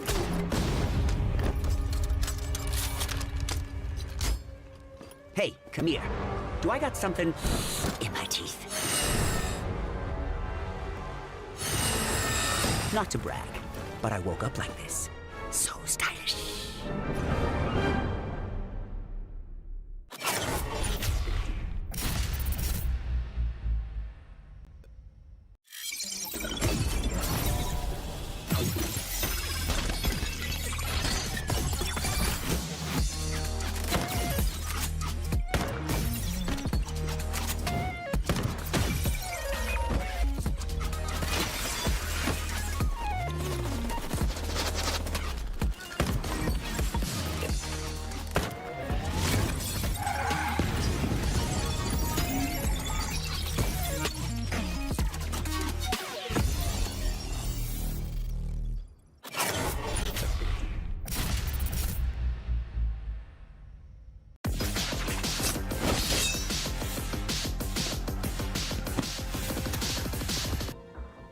Ladies and gentlemen, welcome back to the 2026 Garena Summer Invitation. I'm Jericho Davi Warden. We have one match down, two more to go. And that last match was TSM taking down SKAERI 3-0. And now we are moving on to ASAP versus Xenon gang. Yeah, I mean, this is a battle of Thailand. So, I mean, we're looking at a squad of Xenon gang, which I think is the more experienced team here just by looking at all the lineup here for All-Stars. But hey, they are named as the All-Stars for a reason. Let's see if they can actually, shine in the spotlight here for GSI. That's true. We're going to find out here in today's matchup. Are we going to get a competitive one? Are we going to see another one-sided one? Or are we going to see the greatest 5-game series that for today, Warden. It's usually that second game. Yep, definitely. I mean, we were kind of projecting that the first game was going to be close. I hope this one's going to be on the same case as well. But then again, I got to say, honestly, I think we both can agree on this, is that we don't really have much documentation here on what can All-Star do. But even then, for the side of Xenon gang, I mean, you're looking at Dolphin and Prada, which is the only players that is now existing here in the Thailand region that we are so familiar with. Aside from that, there's a lot of new bloods in the line, bro. That's true. A lot of new bloods coming out from this side of the region. And you know, I mean, if you're a Thailand fan, you know, you probably know Guitar, yeah, all those old players. Yeah. So, you know, Astro 1K, you got Astro 1 shot, 1 kill. Yeah. So some old teams there. So, you know, we got the new breed of... By the way, yeah, if I'm not mistaken, I mean, the first ever invitationals that we had for Garena, it was actually Thailand winning. Yeah. Yep, it was the CGI, I believe it was called back in the day. So that was the one. So now, you know, the new breed of Thailand players are coming into the region. We see them really stepping it up. Yep, we'll see. I mean, this is definitely going to set the tone once again if ever we do get to see some, you know, some promise here and there. I do have some logs as well here for the other side of the world. That is going to be Indonesia. Visualz Esports. Apparently, they're pacing on hardpoint. It's not really, it's unconventional to today's standard, but we'll see about it later on as well. They do have a matchup against Ace Gamers after this matchup here between All Stars and Xenon gang. Jericho, so far we've gone through the first initial matchup here. It was bound to be our favorites, SKAERI and TSM, although it kind of ended off in a pretty sloppy note for the side of SKAERI. Any other thoughts about that, Matt? No, I think it just, we both agreed again that the TSM is the best team in the play-in, and I think we should expect them in the group stage. And now it's just now it's a fight for everybody here, for all of these teams. Who's going to get those other spots there? Because we have TSM as a lock. Other than that, we need to see which team is going to step up and make it through that group stage. We'll see. Now, what lies next is obviously what maps are we going to be playing, man. I mean, this is definitely going to set a lot of things as well. But then again, we don't have much track records of these teams playing into these maps here. But again, ladies and gentlemen, if you guys are joining into the show, this is the first initial day here for Garena Summer Invitation 2026 of Call of Duty Mobile, and we're looking at bound to be the second series here for today. Yep, second series for the day. We got 3 great matches, and now for the second series, we're just waiting for that map vetoes here. Taking a look at which maps are we going to get another Arsenal? Are we going to get another Slums Hardpoint? What maps are we going to get another firing range? So those are the questions that we are going to be answering in a while. I feel like we're going to be leaning towards wider maps once again. Just looking at the trend that has been, you know, I don't think you would want to play, especially if you're against a squad that has more experience here. You kind of want to avoid Summit, Combine, kind of put it down to like Hacienda, probably Takeoff, or Arsenal once again. On Search and Destroy, you could stick to the staples here of Firing Range and Coastal, probably even Tunisia per se. For Control, I mean, I think we've been seeing a lot more of Crossroads Strikes Control, even though the fact that it is the latest addition to the map pool here for the Control game mode. It has been more so the most rep maps out of amongst all, and this is based off from, you know, the runs from CDM alongside Green Master Step. So I mean, if those are the same maps, then usually we'll probably see it. But take a look at who are we going up against again. It's going to be as soon as possible versus Xenon gang for today's matchup. So this is what we love to see here. Both of these teams trying to get to that next 1-0 Swiss stage, Warden. We'll see about it as soon as possible. Can we see this game to ensue? Xenon gang, I mean, a lot of expectations here for either Dolphin or Prada. These guys has been in this squad for Xenon for, I think, the last 2 years or so. As we take a look at the map ends now, it is going to be Hacienda Hardpoint here for the side of Xenon gang alongside Slums. We got Raid, Hacienda as well out into, Summit into the mixture alongside Firing Range Standoff. So we do get left behind with Combine Hardpoint here for our first additional map. Postal Search and Destroy on second. On the mid map, it's still going to be the same Crossroads Strikes Control. And if ever it is necessary for us to reach a long distance, it's going to be Takeoff Hardpoint and map number 5, Tunisia Search and Destroy. That is true. If we have to go to a game 5, Tunisia. I'm liking this. I'm liking the maps here. You know, it's the triple C. Combine, Coastal, and Crossroads awarded. So you love to see that for this side of the matchup. Yep. For sure. Here we go. I mean, Combine Hardpoint, man. This has been, you know, the modern days Summit Hardpoint, shotguns, SMGs, definitely the key makers here inside of this map. And one of the only maps as well that I really would love to see some early rotations alongside some lockdowns there on the power positions, because spawns is definitely easy to define, especially if you got players there from the backside of either P2 or P3. That is true with P2 and P3, and I think P3 is probably one of the hardest ones to break when you have it under control, because you really want to try to funnel through that small waterway there, Warden. And you know, especially if you have the War Machine there or a Claw there, you would easily lock it down. For sure. And you know, P4 is a mixture of that P1 as well. You know, you just have to occupy pretty much either from rocks or oranges, or alongside a P2 spawn, alongside the mid side of the sewers. We'll see. I mean, this is going to be setting the tone quite a lot. I mean, it's safe to say that they have been able to go against each other already in their own respective region, but now it's a kind of a different stage here. You are looking at Garena Summer Invitational 2026. And it's not just your own region that you got to face. 3 other more as well. You got Indonesia, Thailand, SMP alongside Taiwan. It all boils down to this. Soon enough, we're going to be starting off the game. Jericho, on the hot seat we go. How do you think this game's going to go, bro? I'm going to go with ASAP just because it's kind of like the hip hop reference, but of course it's not. But the way you say it, it's just nice. But I mean, on a serious note, I think we got to go with Xenon here, Warden. I think just the experience of Prada and Prada and another player, I forgot. I think they'll be able to match that energy for their team, and it's just gonna come down to execution once again. I mean, on a map like Combine, we've seen teams here really just get on a huge lead and never look back, make it a wire-to-wire victory, Warden. I mean, if we take a look at the stat line here as well, in their own respective qualifiers, you did see actually All-Star being the #1 team here in Thailand. Xenon Gang is going to be on top as soon as possible. They're on the 3rd spot as well. So, I mean, the last time they were able to go up against each other was back in on the lower bracket finals, which it ended off in a 3-2 scoreline, which ASAP was able to win a hardpoint game. Xenon Gang responds back with Onda Search and Destroy alongside Control. Takeoff alongside Ashenda didn't fall into the hands of Xenon Gang, so definitely hardpoint is the in facto in regards to why the squad of Xenon Gang is struggling. So the keys to victory here for the side of ASAP is definitely take off those 2 hardpoint maps and probably win the Control or one of the Search and Destroys. Probably Search and Destroy might just be the key way here, but we'll see about it as we get to see the players now here for the side of ASAP.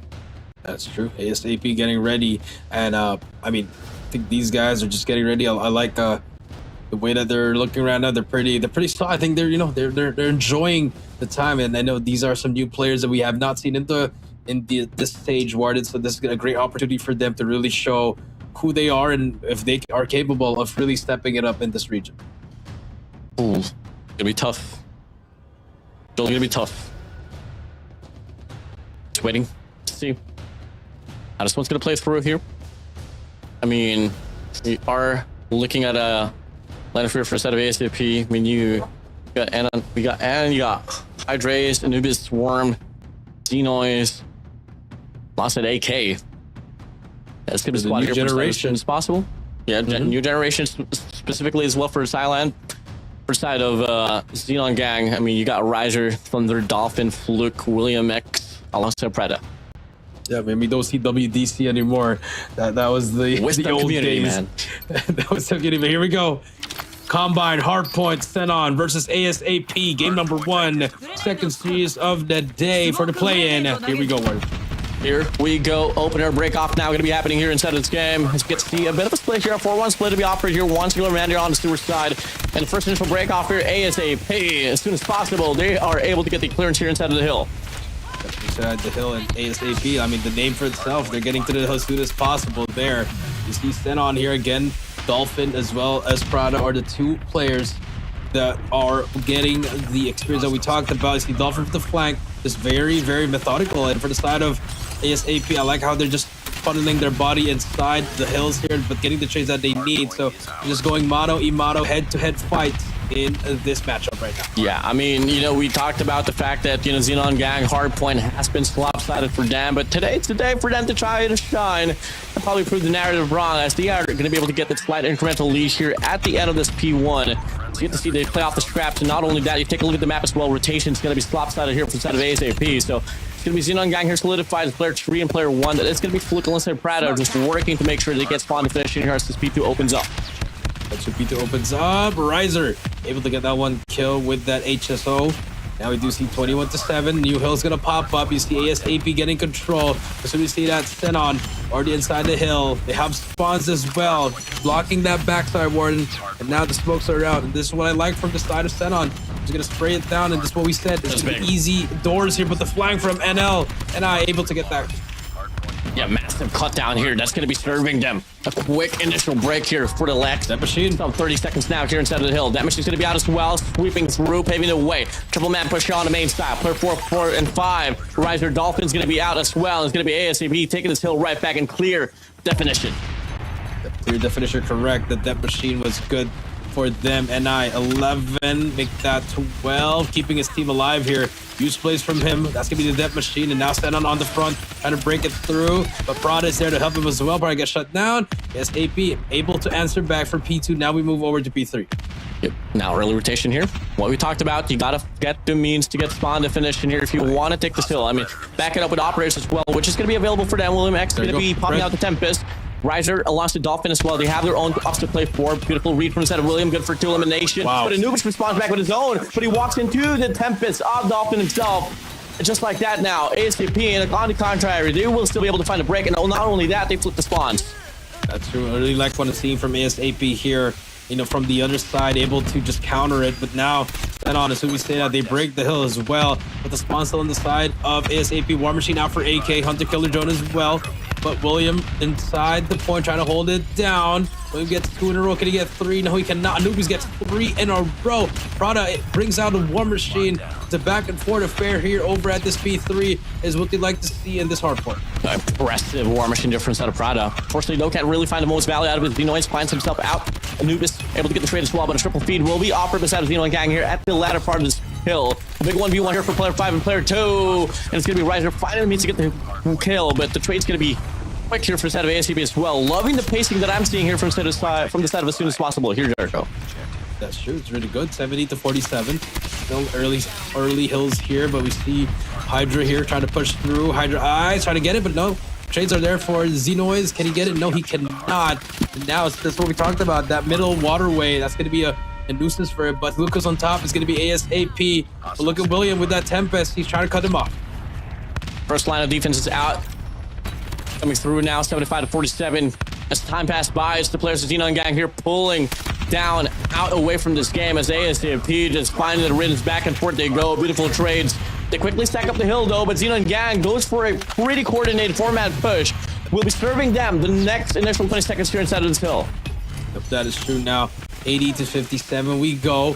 ASAP able to get, what, six points there. Now Xenon trying to get that scrap time, just trying to tie it up. And we are really getting a back and forth game here for both teams. What you love to see, just stacking all those points as we hit the reset button. Back to P1 we go.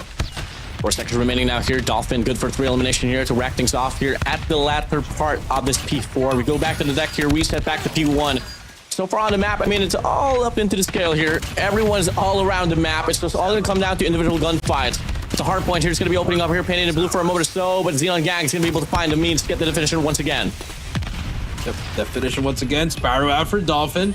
Able to get 1. Anubis again with the Tempest is getting so much value of that warded, but it's not being capitalized from the side of ASAP. 77-87 ASAP. Just one-upping the players in Xenon Gang once again. Double man push here from the outer lane.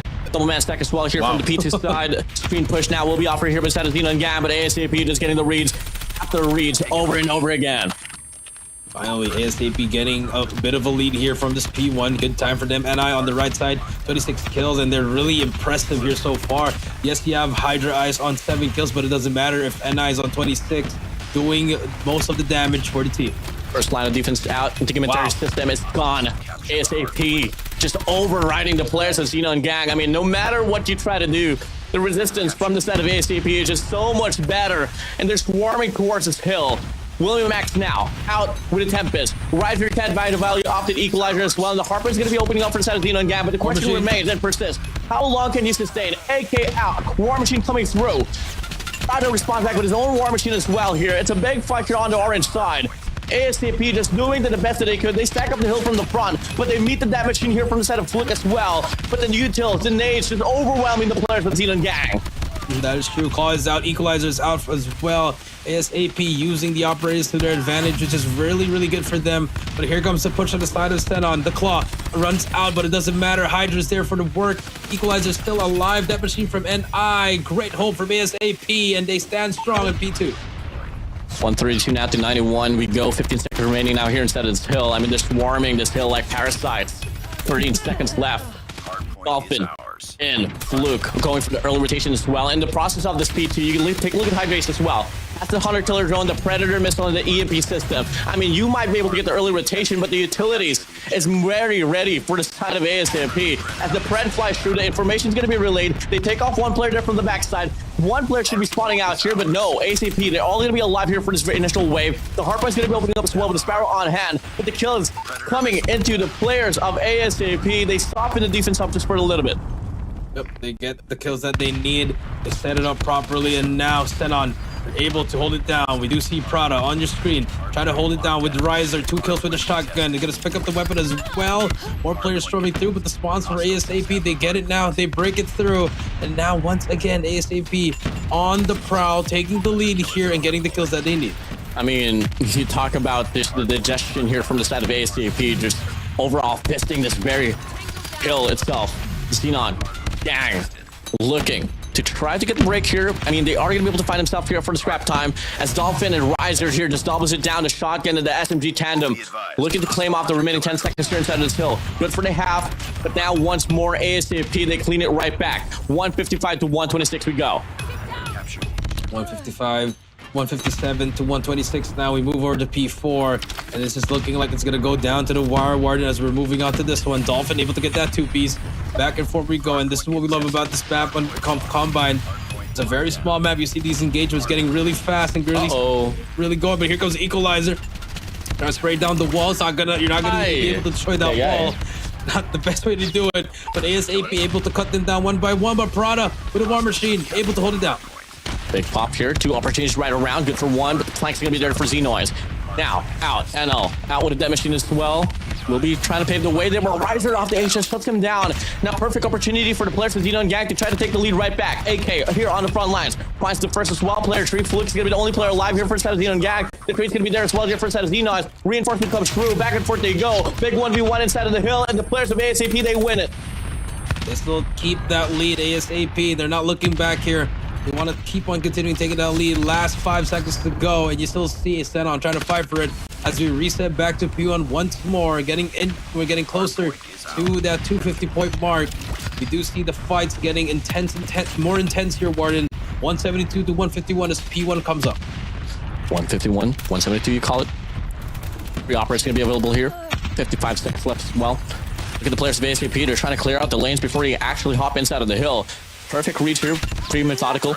They can't find the raids, and all of a sudden, triple man stack here will be operated here by the Xenon Gang. 1 from the top, 1 from the bottom. Inside of the hill they go as well. Really great efforts here from the Xenon Gang. It's just all going to come down to reaping away this very initial wave, and it all comes down to a 1v1 here inside of the hill, which the players of Xenon Gang will falter into. Hydrace playing for his life now, waiting for the cavalry to arrive. A Riser creates the space that they need. And so far, a lot of opportunities here for the Xenon Gang to hop inside of the hill, but the War Machine and the Switchblade will clear things up, and they flip the spawns as well. Flip the spawns as well, 180 to 154. Now it's going to be ASAP getting that scrap time. Just, give a bit of a leeway there, Warden. Last 5 seconds is going to be a fight for this P2, and this has been the most competitive hill for both of these squads. Prada trying to hold it down, almost gets the turn on, but Anubis able to shut him down. ASAP able to get control of P2. Here comes the spawn. The death machine for Fluke, though. EMP is out as well. You see everything popping now, but Hydra from the back shuts down more players. Death machine is gone. Equalizer for Xenoiz. Can he make the difference? Yeah, the trouble here is that, they seem to be just losing the initial hill time here quite a lot, all because of how scrappy the players of ASAP is at. And now you take a look at this, 3 more points to go, and that's going to be the 200-point mark welcoming them. But Prada finds himself inside of the hill as well, has the War Machine play for. And look at the players of ASAP, they react quickly with it. They offer a double flank here from the backside. They deal with one, they might be able to deal with a double as well. And quickly in a snap of a finger, they are able to get the break for a moment or so. But the reinforcements too quick for them. Wow. Xenon gang on the roll. On the roll, you're right. 198 to 177 now. It's still a huge hill if you're standing. You still gotta fight for this. Here comes the push. The equalizer for Riser as well.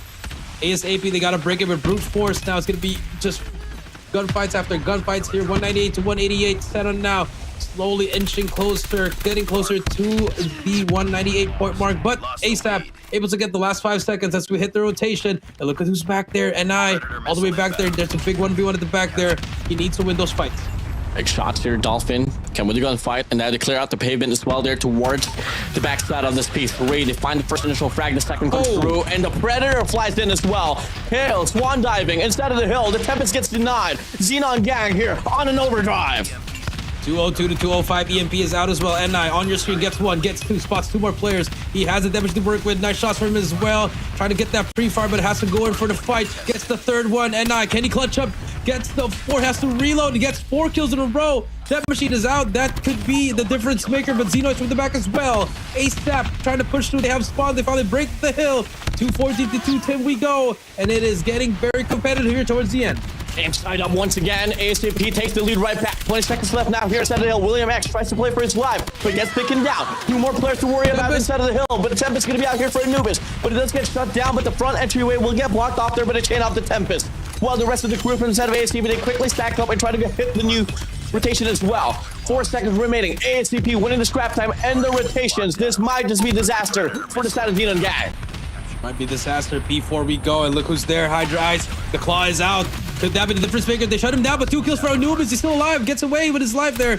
230 to 215 now. Big fight coming through here. He just has to stay alive. War Machine from there as well. Hunter Killer Drone. That's going to be 4 kills for ASAP. 15 more points for them before they take the lead. The War Machine for AK. Able to get 2 more. Also gets the turn on Dolphin. He's on fire. Spots 1 more player. Stays alive. Finally gets shut down. The final push. 2 more points to contest it. Is there anyone that can contest it? 1 more point to go.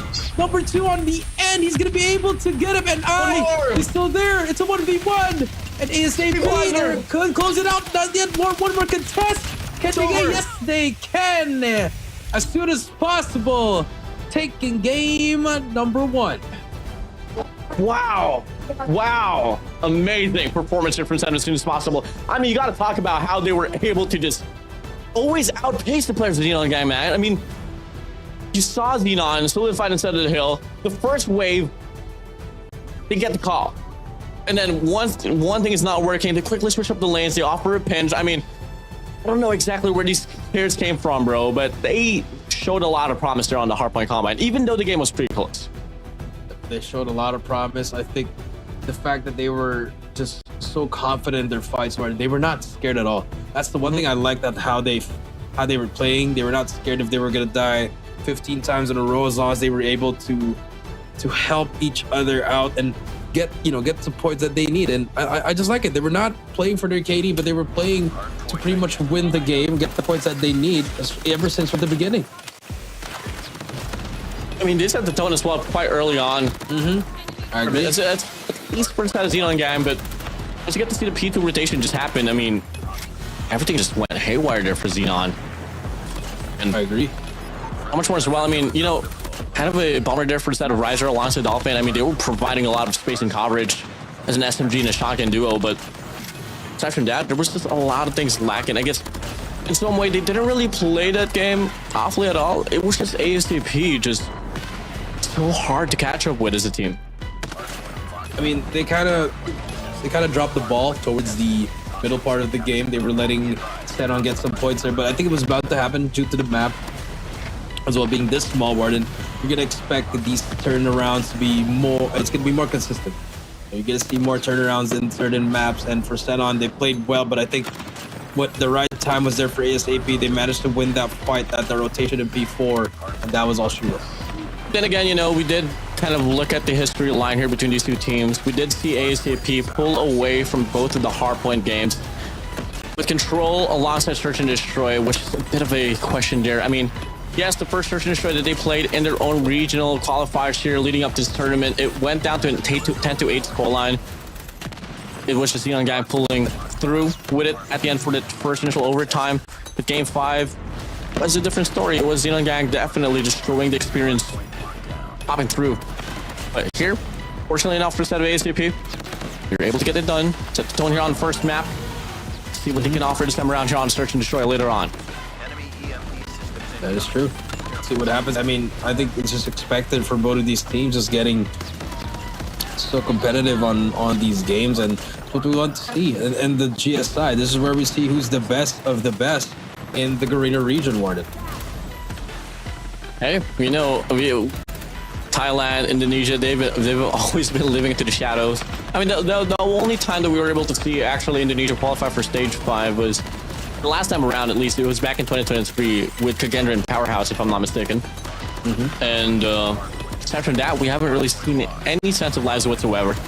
And one thing that I guess they kind of experienced last year was the fact that we did see, you know, a key player like Fran move to India, which kind of forced the whole squad to collapse for a set of ABC.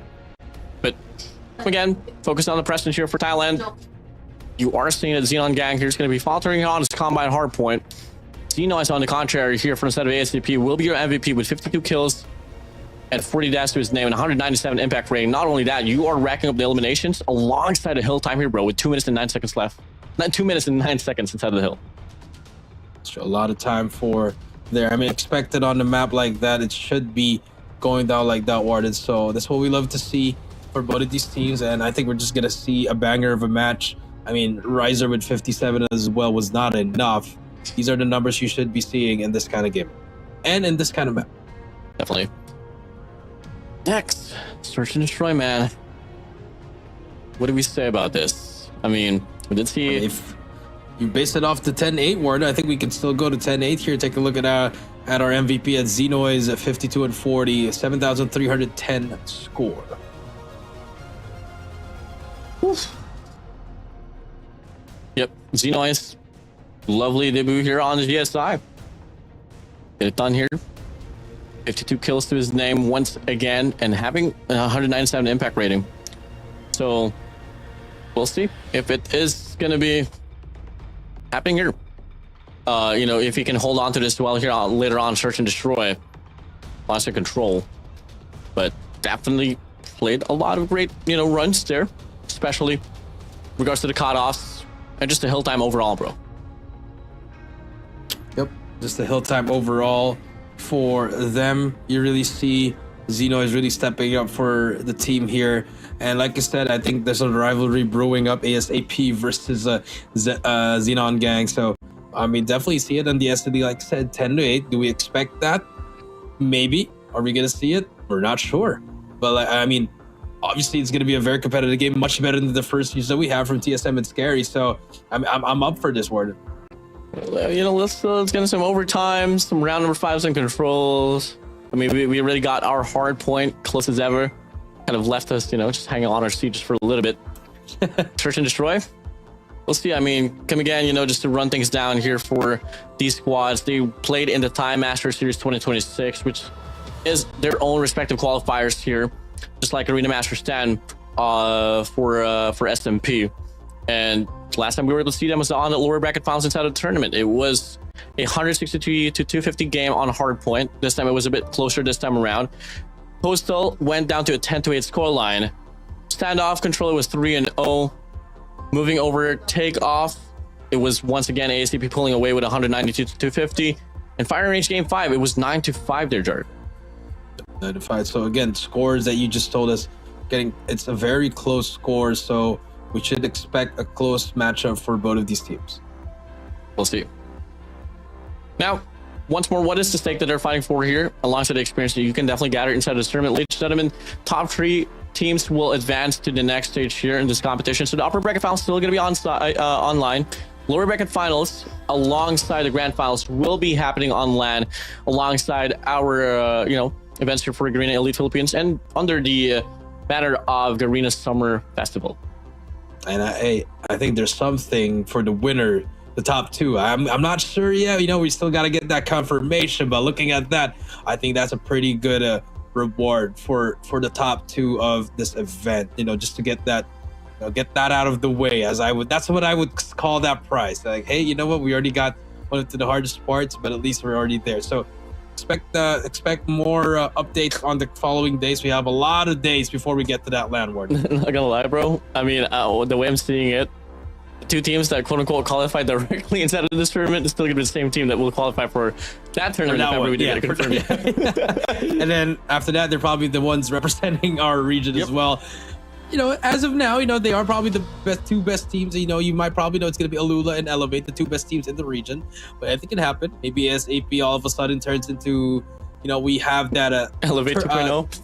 No, not Elevate 2.0, but more on that team of the tournament. Sometimes they just need that one tournament. You can lose all the tournaments, but win the last one. It's always sometimes, you get that Cinderella story we usually say in sports as well as esports. So... a lot at stake here, but it's very early into the Call of Duty mobile season, 2026 season. So, it's a lot more of Call of Duty to be played. Hey man, anything can happen, bro. The next thing we know, the best region out of the Garena region is probably Thailand now. And never know. We'll see once these teams actually qualify for the group stage itself, and once we get the team segregated. Oh, here we go. Back to the series. Combine Hardpoint. Combine Hardpoint, said and done. Move over now towards Coastal, Search and Destroy. I mean, again, this is kind of like a rematch to what went down on the game number 2 during the Time Masters 2026, where it was Xenon Gang pulling away with a 10-8 scoreline, ended off in overtime. There you go. That's true. So, do we see another overtime here, Warden, or do we see these two best friends fight it out here in this Search and Destroy? We'll see. And once again, a repetition is while we're on the pro game mode. It's going to be Crossroads Strikes Control. I definitely want to see some takeoff hardpoint, probably some Kinesia Search and Destroys as well. But it's definitely, hard to call. We will definitely reach the long distance. But regardless, if the script follows the same pathing here for the series, we could probably see, Xenon Gang responding back with Game 2 and Game 3, but for the time being, let's focus on the Preston here as we start things off now here. Search and Destroy Coastal, as Xenon Gang is going to be playing on the offense. Xenon Gang on the offense, ASAP on the defense. Starting things off with another slow-paced Search and Destroy. All about picks here, defaulting. Prada able to get some information there, has to back up. AK misses that shot, but he's going to try to go for it. Spots him as well. Second one, nothing. You may want to call Whoopi for some sniping lessons.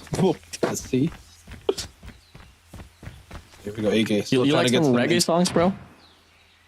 No, I'm okay. Whoopi reggae songs? Okay, never mind. Warden's going to go bald. Yeah. Darko's going to lose his beard. I'm okay with that. Really long Search and Destroy, man, but they're finally posting up now here on his ace side. NI or NO or N something is going to push towards the site. Oh, holding back towards the side here, but the Type 63 and the rest of the crew here from side of Xenon and Gangs are now going to be having 4 players here locking down. So bomb plan's finally going to happen. The bomb has been planted. Bomb plan's going to happen. Xenon Gang, 40 seconds on the clock. It's a 5v5 retake, Warden. Both teams going for it. William with the nade.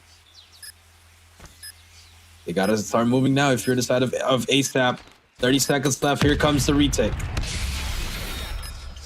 AK gets one. Hydra Ice gets shut down. Denoise and Fluke, nothing. Anubis gets him as well. It's all up to NI and able to get one. It's all up to AK in a 1 versus 3. Took too much time on that retake. And not aggressive on the defensive side. And they get punished for that. Xenon gets the first round. Yeah, kind of bestie there, to be honest, versus side of ASAP. But really great reach here from side of Xenon Gang regardless. I mean, they had a double stack there towards A main. He had the long side down as well, alongside the staircase. Now Xenon's going to go for a 5 stack here. I think they get the read as well. There's only going to be one player that is going to be the Type 63. So Util's going to be flying on by. Flash is going to be out as well, but no information still going to be relayed. No connections whatsoever. It's going to be the players of ASAP here leading to play for the retake, but NI finds 1, 2 players with name. Made Type 63 combined. We got the bomb. That's going to be dropping the numbers here by 3 here for the side of Xenon gang. 3 versus 5. Now another full retake for ASAP. They're just letting them plant the bomb. Anubis spots him as well. Will be able to get him. No trade from Hydra Ice. Well, she had that shotgun there, but the flank could be open. This could be the moment that they need to do this. Be another quick retake. A pinch is coming. NI gets Riser. NI gets Prada. The ace is waving, but Hydra steals the kill from him. And ASAP able to get the round, equalize it to 1-1. I was kind of like, Hydra? Hydra? Oh, Hydra. Hydra Ice. Wait, Hydra Ice. Hydra Ice? Whatever, bro. You may be a fan of Hydra from the Call of Duty League, from the CDL. Defend the objectives. A lot of these players, if you started on the old Call of Duty, a hit marker for AK, you hate to see it. But they're now going to go into triple nade. It's all up to NI, all alone there. But the nade, He got a kill here again. He got God. another nade. But NI gets traded out by Prada. Worth the trade there. Back to a 4 versus 4. Swarming in, side of the bomb has been side. Double stacker on towards the A main. Another nade flies by. That does serve a connection there with Dolphin, but only drops into half. Anubis working for a flank there. Sprays on by William X, able to get it done, but Hydra Ice able to get the trade as well. Prada from the backside. Good for 1. AK off the trade as well. Double kill for AK. Prada's now going to be all alone. Finds the first pump, but Hydra Ice off the trade. That's going to be another round here for a set of ASAP. Nice work. Get ready for the next round. Getting to keep on going, and ASAP looking good so far on the defensive side, Warden. You love to see it from them. After losing that 1 round, they were able to recalculate Defend the objective. and recalibrate The enemy has the bomb. their game plan here. AK trying to find more snipes, but Fluid punishes him. Indeed, Warden. Now, you see Anubis. Again, ASAP losing that sniper. We're back to a 4 versus 5. You know, once the game is pretty slow here, but once they are able to make a push, I mean, this Swarm just like, let's assist this. Once they are inside of the site, you get to see already, they find the first kill here, and soon enough, you might be able to see the pacing would change. As you're going to go for a push out there on the mid-map, Anubis finds the kill.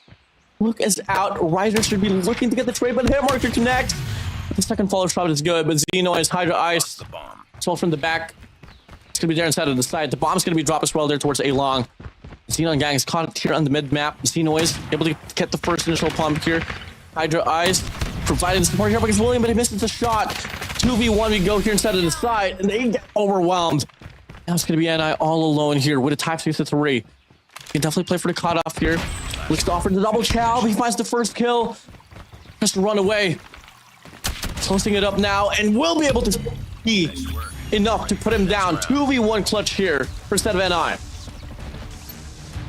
2v1 now. It's looking like a little bit of a TSM versus SKAERI matchup here, Warden. You see these teams slowly inching their way to victory here. 3-1. ASAP looking good so far, but they're about to push through. Xenon pushing through B. It's all to number 4 Hydra. Can he get one? He cannot get anything, but AK able to get that trade out. Now we're back to another 4 versus 4, and I like this from ASAP, man. They're not really trying to fight their way on the side. They want to just play that retake, play the numbers game together. Bomb is gonna go down. Xenon. Planted. They've had success in defending the site. Oh, I sent a nade. Oh, yes, Prada tagged up. Takes on by as well. Able to deflect the Visualz here up against Fluke. This is lane for himself, but Ryder's going to be holding things down as well with an ace chest. Looks to get the first pump done. All going to come down to the double push here for instead of ASAP to really dictate the pace as Ryder finds first. It's second as well here on the right side. They walk into the barrage of gunfights, and William X is going to be good for 2. Fluke gets the last kill. Xenon gang keeping the game close. 3-2 we go. Ready up. It's true.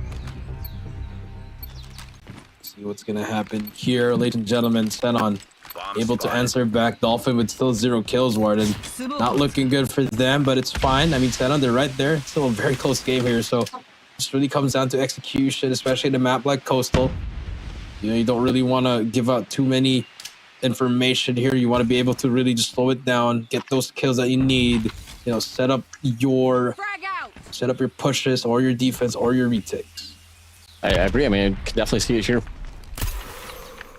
And the map's going to be preoccupied here with Xenon. All eyes on AK alongside Prada or Fluke. I think it'd be Prada though. He's gonna be playing on the front line. Double marksman set up here. Go for the flash. He gets the double. Oh my god. Talk about the coordination there. My days. Looking to get trouble as well. The trade's gonna be there though. 2v4 we go. ASAP. Such a lovely feat there on the mid map. That is true. 4 versus 2 now. And if you're set on, you gotta start thinking here. What went wrong here? 50 seconds left here. Again, ASAP is gonna give up that site once again. They just want to play retake. They don't want to be able to hold that side. They want Xenon to be thinking twice as William able to get stakes down NI. Bomb is gonna go down. This is now a bit more doable for the side of Xenon.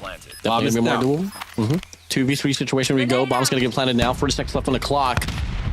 They can definitely offer a push on this A main as well. They can go for a triple stack if ever it does persist. Pushing through here. It is gonna be them holding things down for a little bit or so. And player 4 definitely has to be the key maker to try to get the cut now. Off the heady, pushing through. Good for one elimination, but the trade's gonna be spot on. More than enough time to get the defusal, and it's gonna be ASAP here. Throwing down the lead once again to 42. That is true. 4-2. Looking good so far for the side of ASAP. Like I said, it's going to be very, very close for this matchup. And I'm like, I hope Xenon can answer back so we can just, go back and forth. Just keep that one lead apart from them. And look at Xenon. They decided to try to fly through. They smoked mid-ward and try to fly through the bar side. They take down Xenoid and try to cut through Hydra now. It's all up to him, able to get one. Can he get the second? He needs to stay alive here. Hydra gets nothing, but now it's a 3 versus 4. Once again, numbers game on the side of Xenon. Now, Bomb has been planted. that's gonna get planted. Should be a round for them. I mean, they got the numbers for themselves. They got a player inside of the side. They got a shotgun as well. They're just occupying this lane out. Everything's just so spot on. 8-dimensional push. All this 3 lanes spot on, you're occupied. right. Anubis looking to make this work. He's gonna fly on by, and I leads the first kill. AK finds the second as well. Pushing through. Massive double for AK. Dolphin all alone. It doesn't matter for AK. Dalpa Prada. My days. ASAP.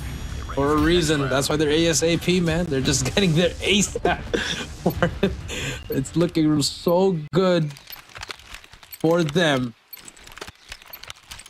Defend the Here objective. we go. And they keep up. AK again, trying to get another kill through the smoke. Does not work. But look who's flying. It's going to be set out. But you see NI again. The trophy's going to be there to help them. NI just trying to get some kills. Has to back away. He's going to... AK now has to go down as well. That's going to be another 5v5 retake once again. 4 seconds. Another opportunity for them to close this round up. I mean, after all, you got 5 players inside of this side. They deal with 2 there from the back, 3 from the front. The Riser finds Hydra Ice away and making a double for a Riser. That's all going to come down to AK alongside Anna and Xenoid. Take this round for himself, but the first shot doesn't connect. William X able to get 1 kill as well with no repercussions whatsoever from the side of ASAP. With only 13 seconds left on the clock, you might be able to get the kill, but the bomb's going to detonate soon enough. Not to be a round for the players of Xenon Gang once again. Now we switch sides. There you go. Last round for both sides here. If you're ASAP, you could have gotten more, but now, you got what you had. Now we're gonna switch sides. We're in. I was gonna be defending ASAP on the offensive side. Things off. Another methodical approach for ASAP. 148. 10 seconds has passed here. They love to play off the specs, man. I mean, they always just take their time. Wow. Not unless you just have a player named Riser just, hey. Did you just see what he did there? Defend. He just jumped on. He jumped on to get that kill. A great usage of that movement for the side of Riser there. Able to get that kill. And Prada on the left corner. He has that heady there. Decides to back away, but he gets information. I mean, ASAP, to be honest, one thing that they were able to put up there on hardpoint, they can definitely seemingly apply here on certain situations. Playing quick, man, and play off the picks.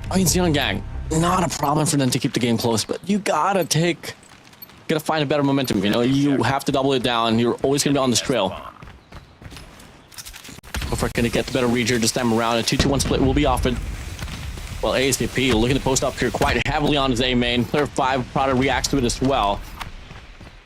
Fast Look at the react pick here. from William. Finds one for himself. Tries to stay alive.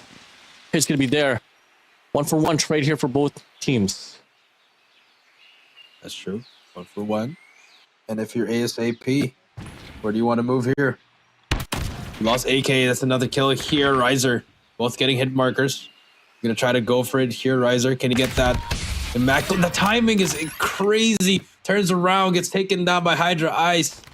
And now it forces the players of Xenon to try to put some plays over a B, but they don't know that they're here. Anubis already through enemy lines. It's a 4 versus 2. I do agree. I think this should be around for ASAP. Dolphin Prada. I'm gonna come down to them here to try to deny the match point advantage. I was gonna get planted now. 40 seconds left on the clock. They offered themselves into the 2 respective lanes. Big 1v1s here for each end. Last man standing. And fortunately for them, Xeno is able to get the first kill. Finds one for himself, but it won't cut the chase. Chase gonna be there from the top. He gets one. Calls in for a reset. Still has enough time to regenerate, but till then, it's only gonna be a nick of time if he wants to take this round for himself. He misses the shot. One guy from the flank, and just like that now, match point advantage for the side of ASAP. Match point for ASAP. One more round to take the 2-0 lead in this series and potentially getting the sweep at control. Destroy the objective. Go. Match point round for ASAP. Can they close it out, Warden? Nades are flying through. I think they just want to go for it. Here comes the push. This is for the game 2 victory. Hydra Ice. They spot Prada. The nade is there. They back up. The chow's through. William gets one. 19 kills to his name. Bomb is down, but they're going to try to back up here. Anubis gets to... Oh, Dolphin gets 2 in a row. Nice shots from him. Bomb is down in no man's land, but AK and NI. AK gets 2 in a row. We're back to a 2 versus 2. 3 winnable here for the side of Xenon Gang, but NI finds the flash there. One player able to get the cut. William X able to get the kill. Now it's a 1v2 situation. William X, Prada. Can they deny it? AK. 11 kills to his name. And up we go. Pushing through. Can he do it? Can he do it? That's the question.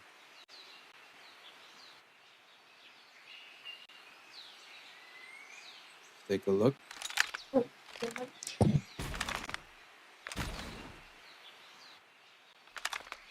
see if they'll be able to find him, but AK, not enough. 8-6 we go. Still fighting here, Warden. If you're Xenon Gang, live to see another day, and if you're ASAP, he's got to get it done here. 21 kills for William. My goodness. 8-6 we go. Moving over. Gonna be a big stack here on his B side. Xenon Gang, are you ready for this? Dolphin on the front line, able to get one. Anubis there for the trade as well. One more player as well to worry about. Did he check it? Sprays on by, but a hit marker from Horizon devastating. The rest of the crew will be able to find himself inside of the side, but player 4, William X, doesn't want to waste any time. He finds his 22nd. Looks to stay alive, but know that Trade's going to be there as well. That's a 2v2 situation. 3v2, actually. The bomb has been planted. Dude, you correct. Find anything. Luke, trying to look for it. Trying to look for more players. The Fluke gets one. Fluke gets 2. It's a 1 versus 1. He's gonna hop off the bomb. It's a chase on it. Wait, AK. Fluke. It's a 1 versus 1. He spots him on the slap, and the quick scope by Fluke takes him down, and that's gonna be another round for Xenon. Lost that round, but it's not over yet. Ready up. 8-7. My goodness. Fluke. Lukey Dookie. One more round for an overtime. The enemy has the bomb. One more round for an overtime. Can they do it? Big stack here on his ace side.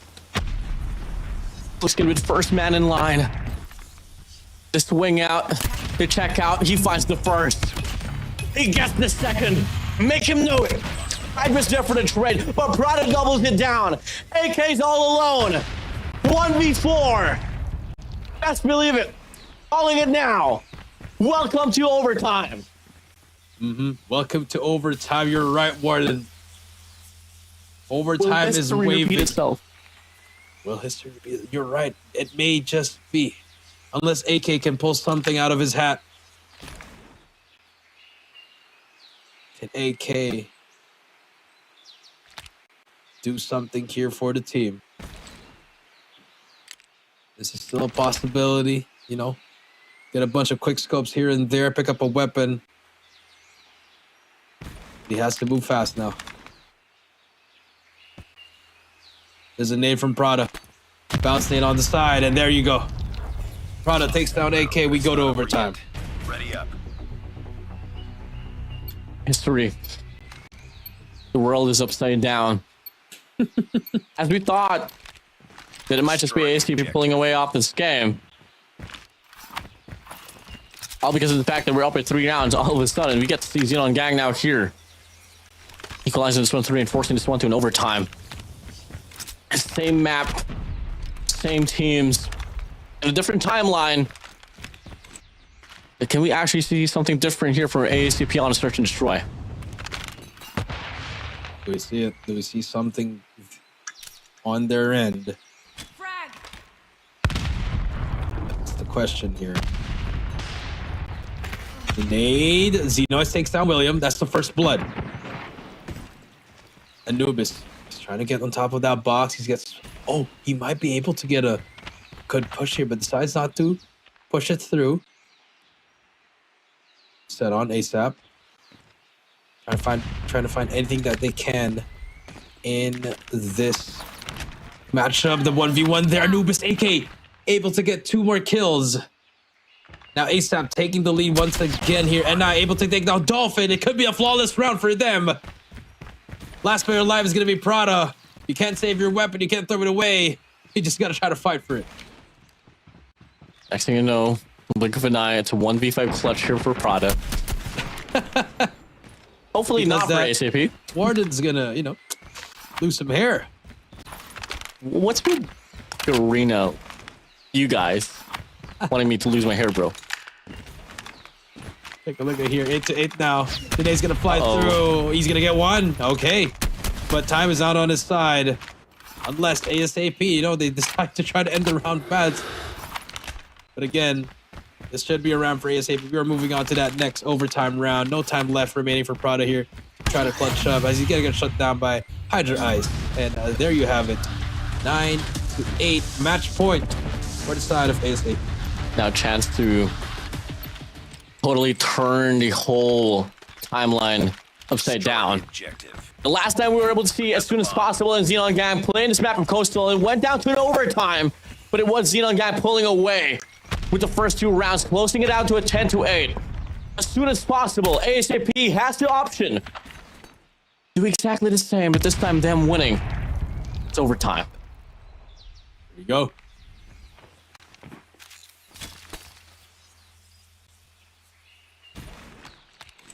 Can we see them take the push? Nades are flying through. Grenade out. That's a nice nade. Fortunately, will not get anyone. If you're set on gang, you double down on a push here. You try to find something, some information. Trophies are being fed to the nades. Now, you do need ASAP. Find something as well, but look at number 4. That's William. He wants to go for it. You know, he's on 22 kills. He wants to find something here, Warden, you know, to make that play. But ASAP setting up for a push here. This could be it. Here we go. It's out. But Prada, he's waiting. He's waiting for them. Prada spots one, gets the one on Xenoids, but the push is gonna still come through. Hydro Ice, Riser. It's all up to a player inside, and they get him as well. Prada gets 1. There's no way you can do that. It's all up to AK in a 1 versus 3 once again. You can't get melee like that. AK gets the one right in front of him. Needs to get the second one. Has to back away. William shuts him down. 24. William, another overtime, 9-9. Whew. You know, you should know for a fact we're in a totally different level of competition when this is the first day itself. You're getting overtimes now here on Search and Destroy, man. In the play-in. Damn. In the play-ins. Here we go. Here comes the Next push. round. Anubis and they take down, they do the work. Dolphin's gonna get shut down. Move on to the next round once again. ASAP. Making it look easy on the defensive side. On the defense, Flawless. On the defense, yeah. Both teams are doing well on the defensive side.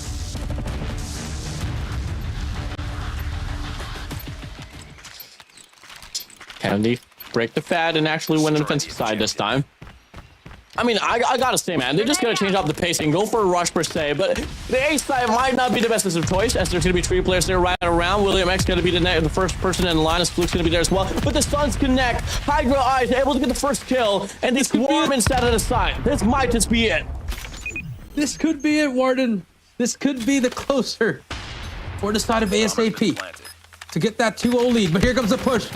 Dolphin, he's gonna get tagged up. He's gonna be one shot. But bomb is down. 35 seconds. Here comes the fight. About to go out. Here comes the first shot. 30 seconds left, Warden. Trophies already. Everybody says it's all gonna be a fight. It's gonna be an all-out war. Here they come. Riser able to get one. Oh! And I gets the trade. And I gets taken down. And it's all up to AK in a 1 versus 3. But he's right there. He may have the greatest time in the world. Can he spot one player? Yes, he can. But he's gonna get shut down. No, it doesn't even matter. The bomb is defused. We move to another overtime. Third overtime. Are you kidding me? Oh my god. ASAP, Xenon guy. I don't exactly know what they're on, bro. Oh my god. Now 2-2-1 split to be offered here beside of Xenon. And this typically translates to a post up there on the B side. Moment time as well, they can go for the cross around the mid map and try to push A from A main itself. You can have Dolphin as one just lurking there on that's the side of the spawns. Yep, looking to be a push out now here on his B side. Hydra Eye should be able to relay the information. AK gets Riser. That's the first one. AK gets another one. Oh my Another god. player inside the hill. Oh my That's gonna be god. Hydra, gets the third, gets the fourth. Wow. Last player alive. It's gonna be Dolphin, gets 2 in a row, but Anubis is there for the trade. And ASAP able to get to match point once again. After all, you know, when you're up against a squad like Xenon All right. Gang, you want a game, you want to end off the Warden. game as soon as possible. This is what they're gonna do. They're gonna rush this beat and they're gonna win this round right here. This is the last round. All right, Calling it. You get it right, I'm gonna dye my hair red. Okay, you heard it there. Trick now here flash inside is of in. inside. Oh we see no, it? they're inside the hill. they- Okay. Free side for them, free side. We're gonna see a red hair Warden. That's the first kill for MNI. Oh god, Not looking good for Warden as well as for Xenon. no way. Bomb is gonna go down any second now. Bomb being planted. The setup is complete. They lost Riser again. Xenon loses this. Warden will dice his head and they go down 0-2. Anubis able to get one. And now it's there. It's a 5 versus 3. It's a complete meltdown. Williams still alive though. Able to get that kill. Williams gonna be more J Prada. Able to get the Hydra Ice. And I gets 2. Xenon gets it. And ASAP takes the victory. 2-0, 12-10. And of course, Warden is gonna dye his hair red for the land.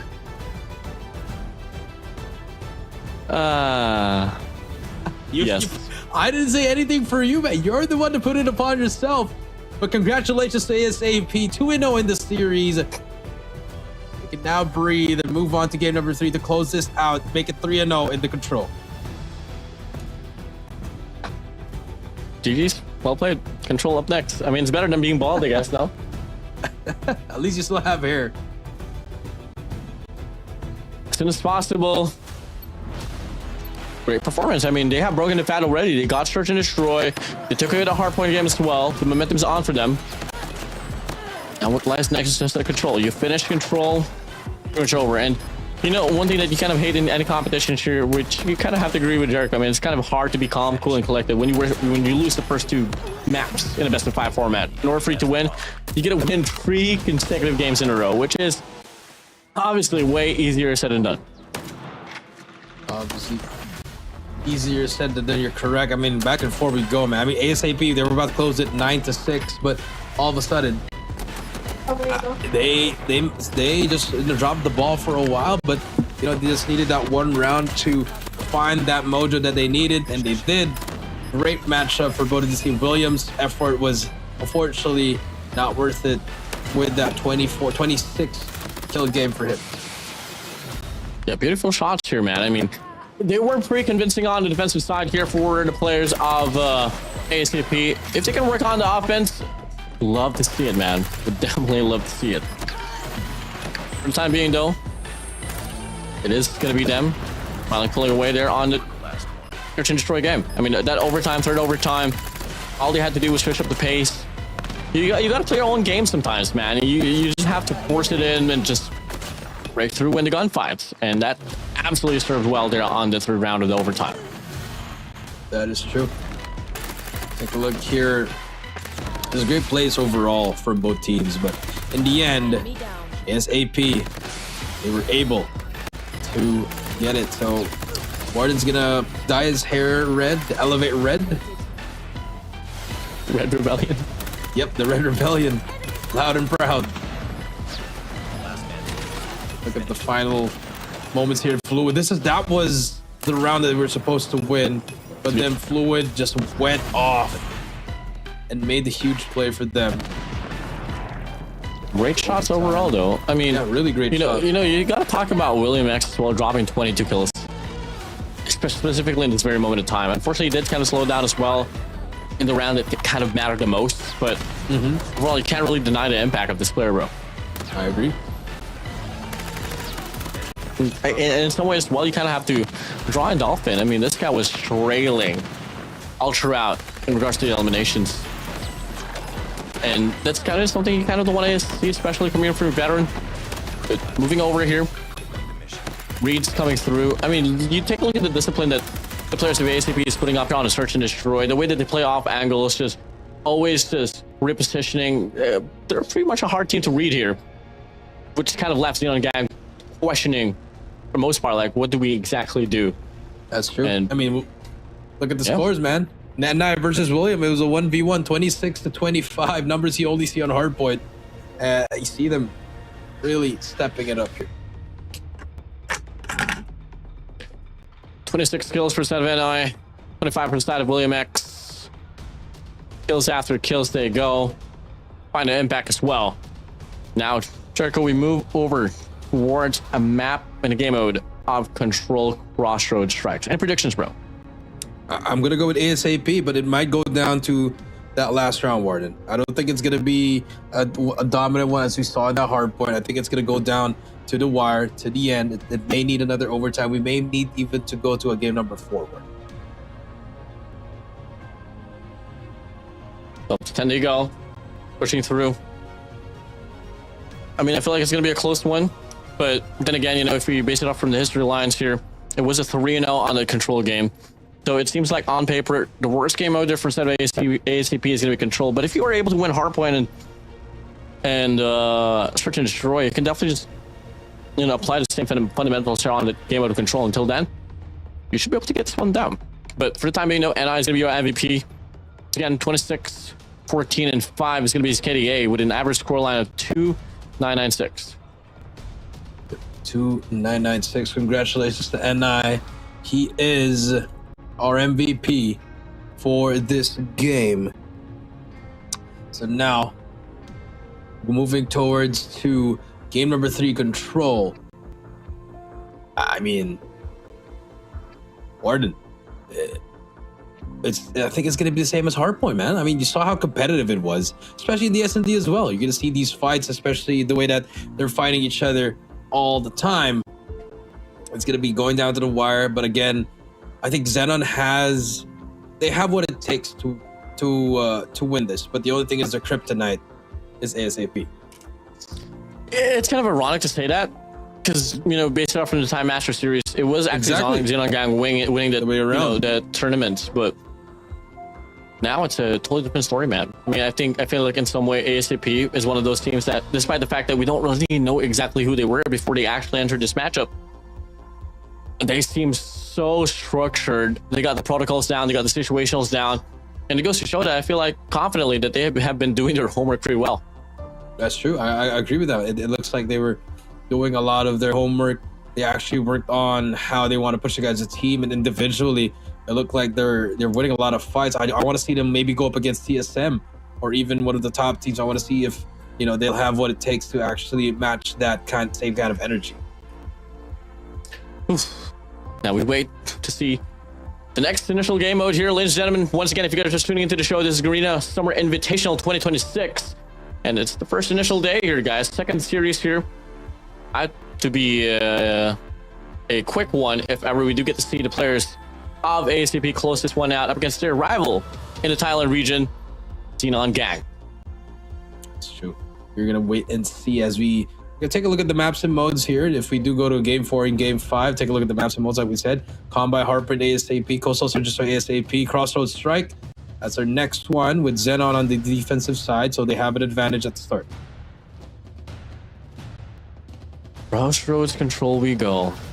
I mean, the story of the B here, story of the line is, gotta get those operators, gotta get that outer lane if you want to push down to A side, A control point. Top side control, definitely something you gotta really fight for as well. I mean, every factor, bro. I mean, it just really depends on how quick you are able to adapt into any situations. And one team that has been able to live off that fad is definitely gonna be ASAP. Get through Combine Hardpoint, close to one, Coastal Destroy, had to go down to an overtime. Now you move over towards this one. Crossroads control. If ever it is necessary for us to reach the long distance, it's going to be take off Hardpoint and Tunisia's search and destroy on game 5. But I don't think we're going to reach that distance. Here, Jerry. I'm positive as well that we're not going to reach that. We'll never know. Take a look at what we're going to see here. So let's take a look here on our game number 3 as both teams are getting ready. ASAP brings out the cat. He's like, all right, I'm gonna put you down, man. I gotta lock in. Huge shout out to the man with dog filter there on Discord as well.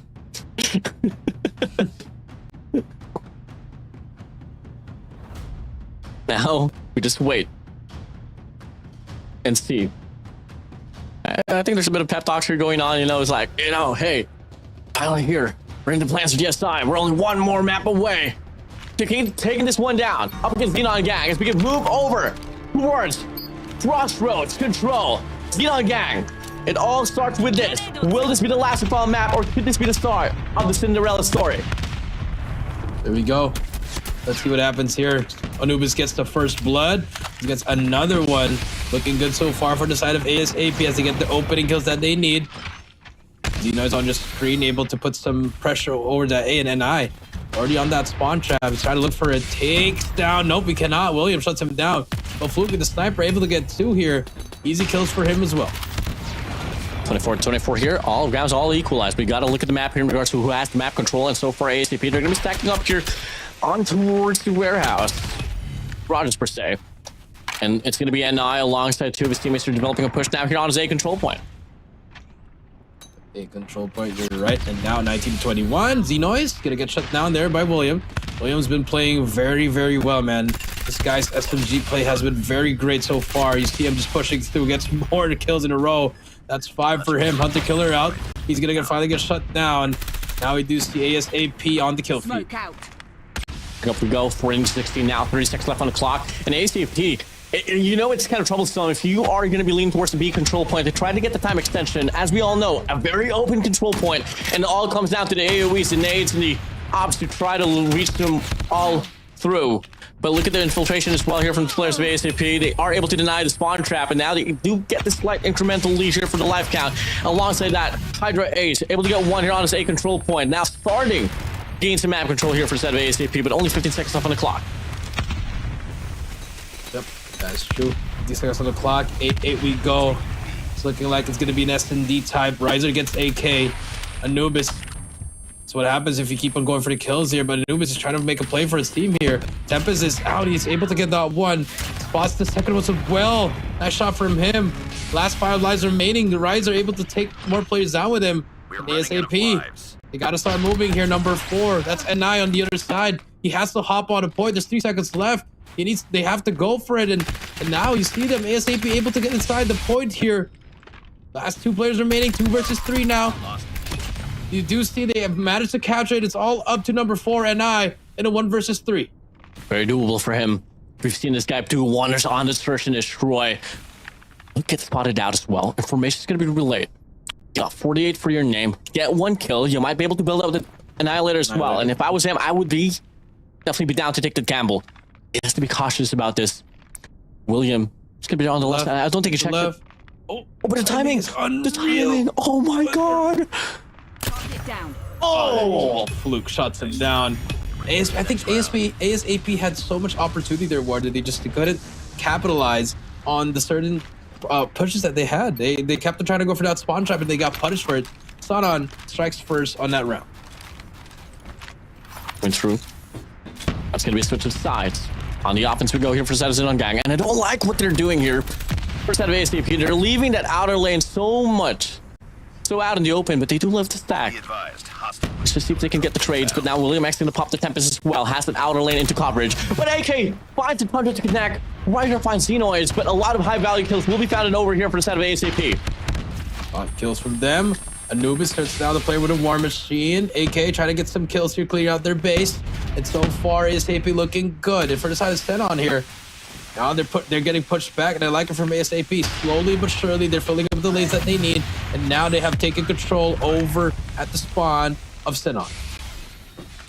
The next product good for 2 here. Big cutoff here for the side of Anubis, but only good for 1. Equalizer is now going to be out here for the side of Riser as well, but Annihilator here from the side of NI has to come out here with value.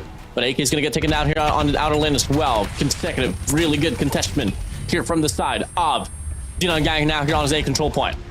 A control point, and look at them putting a lot of pressure, putting some time. Annihilator, Equalizer is out for the team. Fluid is able to get more players here, gets 2 in a row. That's 4 kills for his Annihilator, and he's still looking for more. 30 seconds left. They're going to get that 1 minute. Predator Missile shuts down 2 more players, and Riser and the crew fully streaked out. A is captured, extra minute added, and this is looking like it should be a round for Xenon. Yeah, I mean, fundamentally played wrong here for instead of ASAP. You never want to leave that outer lane open for your opposition here. You got to go for the contestment, and you just have to utilize the system here of control. I mean, no spawn flipping whatsoever. You always have to play hyper aggressively. And now they finally do so, but it's a bit too late. They pop the claw here. No more respawns anymore. Hydra Ice will get taken down. Equalizer is going to be out here for Xenoids, looking to beat a hero of the day. But unfortunately for them, they get taken down. Pick by part. They go. 3 lives left. Hydra Ice, Anubis, NI. Able to get a call for 1, but it's going to be a 2v8 on the life count. They can prolong this one through, but it just doesn't seem probable at all. Big shots for Riser to close things down. Match point advantage for the side of Xenon Gang. Match point for them. 2-0 so far. Looking like we're going to go to a game number 4 unless ASAP, they just wanted to get to a tough spot so that they can make the comeback. Does it begin here?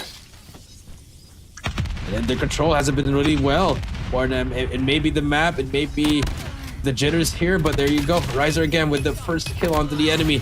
Gets 2 kills already, and that's just the momentum swinging to the side of Xenon.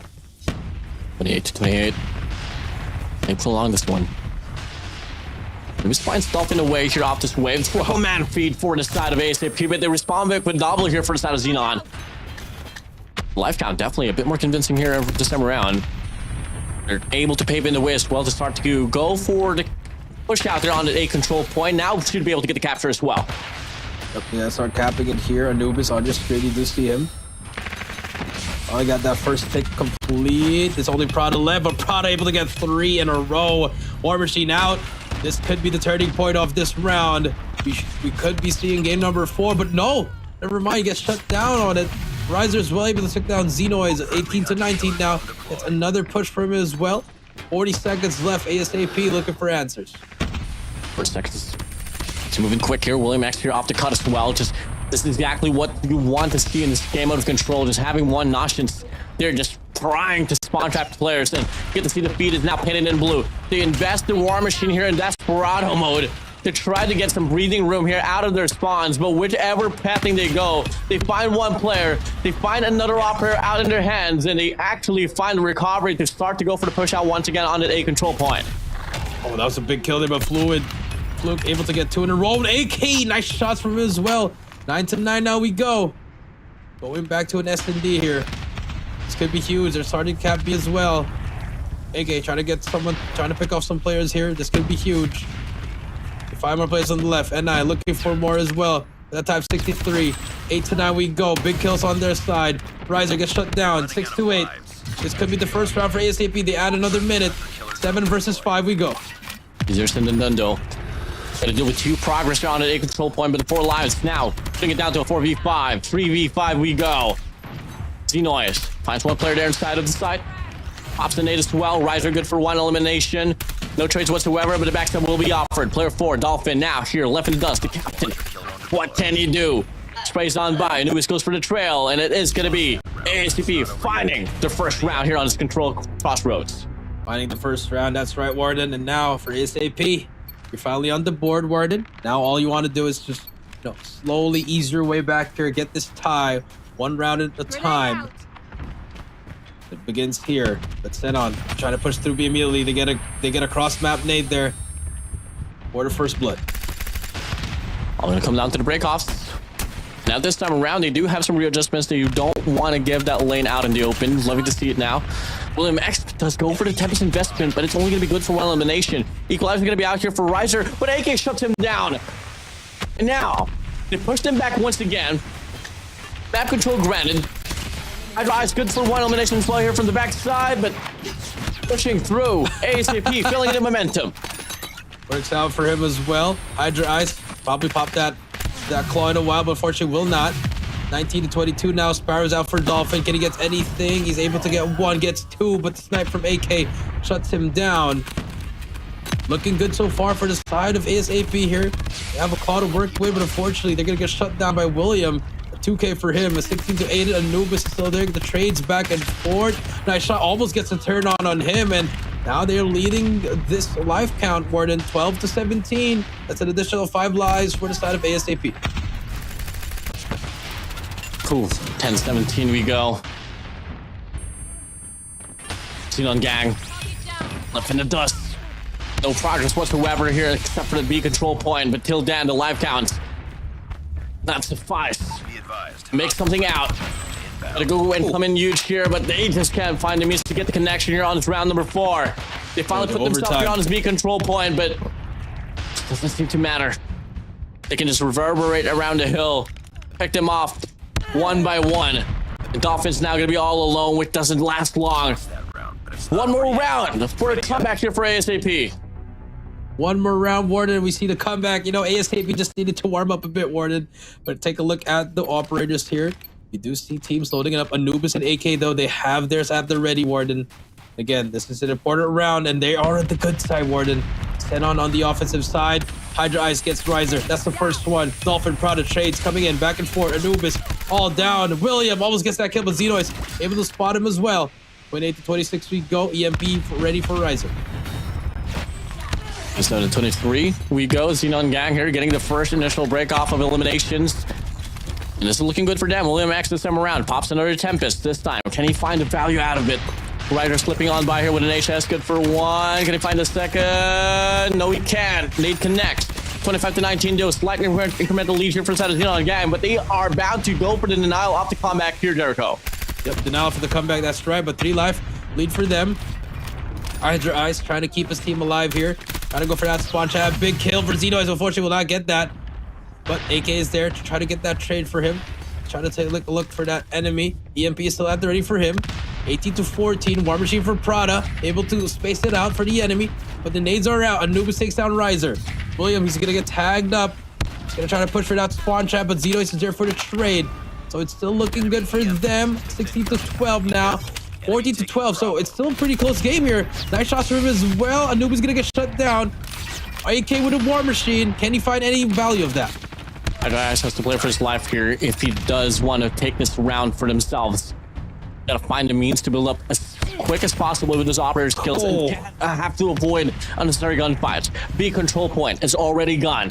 Focus on A this time around here if you are ACP, but it's Xenon Gang. Massive progress for them as Riser leads the way here with the nation. Oh no. Good for 2 eliminations. And now he is in prime position to pop this equalizer to go for the denial.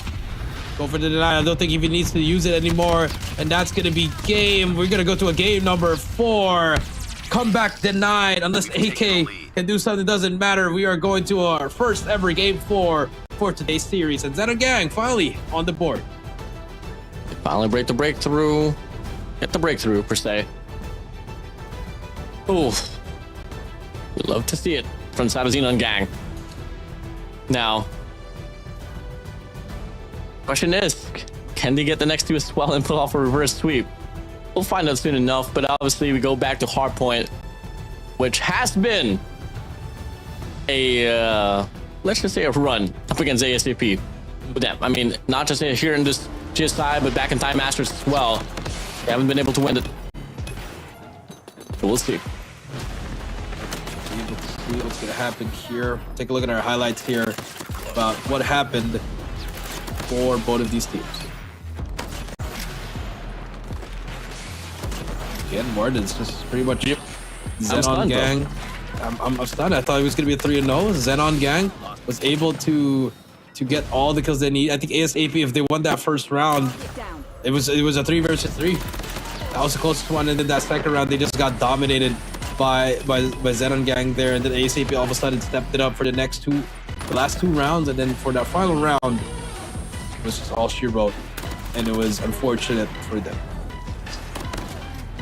I mean, hey, still valiant effort there from the set of ASAP. It went down to a round number 5, despite the fact that the first 2 went to the hands of Xenon Gang, and I guess it was just really the unnecessary gunfight. I mean, I did kind of make a call as well that the pacing was a bit too slow on the first 2 rounds for the side of ASAP. They tried to turn it up here for the next 2, but at the same time, if you're not able to get the break off, you got to play more of the gunfights more cautiously. Play the pick offs, slow it down just a little bit, and then learn to neglect your control point, bro. I mean, if the B control point is ready, out, you know, you don't have the map control to get the recovery. You don't gotta force it in.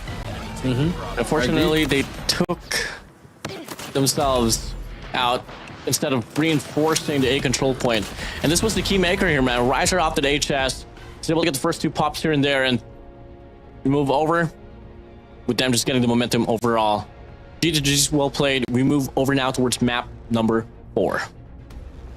Yep, map number 4 we go. Now we are going to see if we do see the end of this series, or we're going to see Xenon force a game number 5 and make it more interesting here, Warden.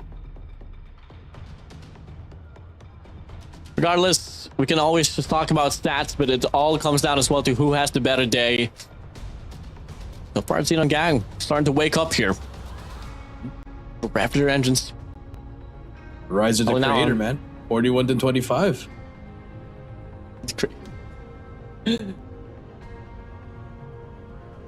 We'll see how this one's going to play through, and definitely going to be the MVP here for this very map of Crossroads control. 41-25, 8 assists with a score line of 5,427. Your MVP once again, Xenon Gang Riser.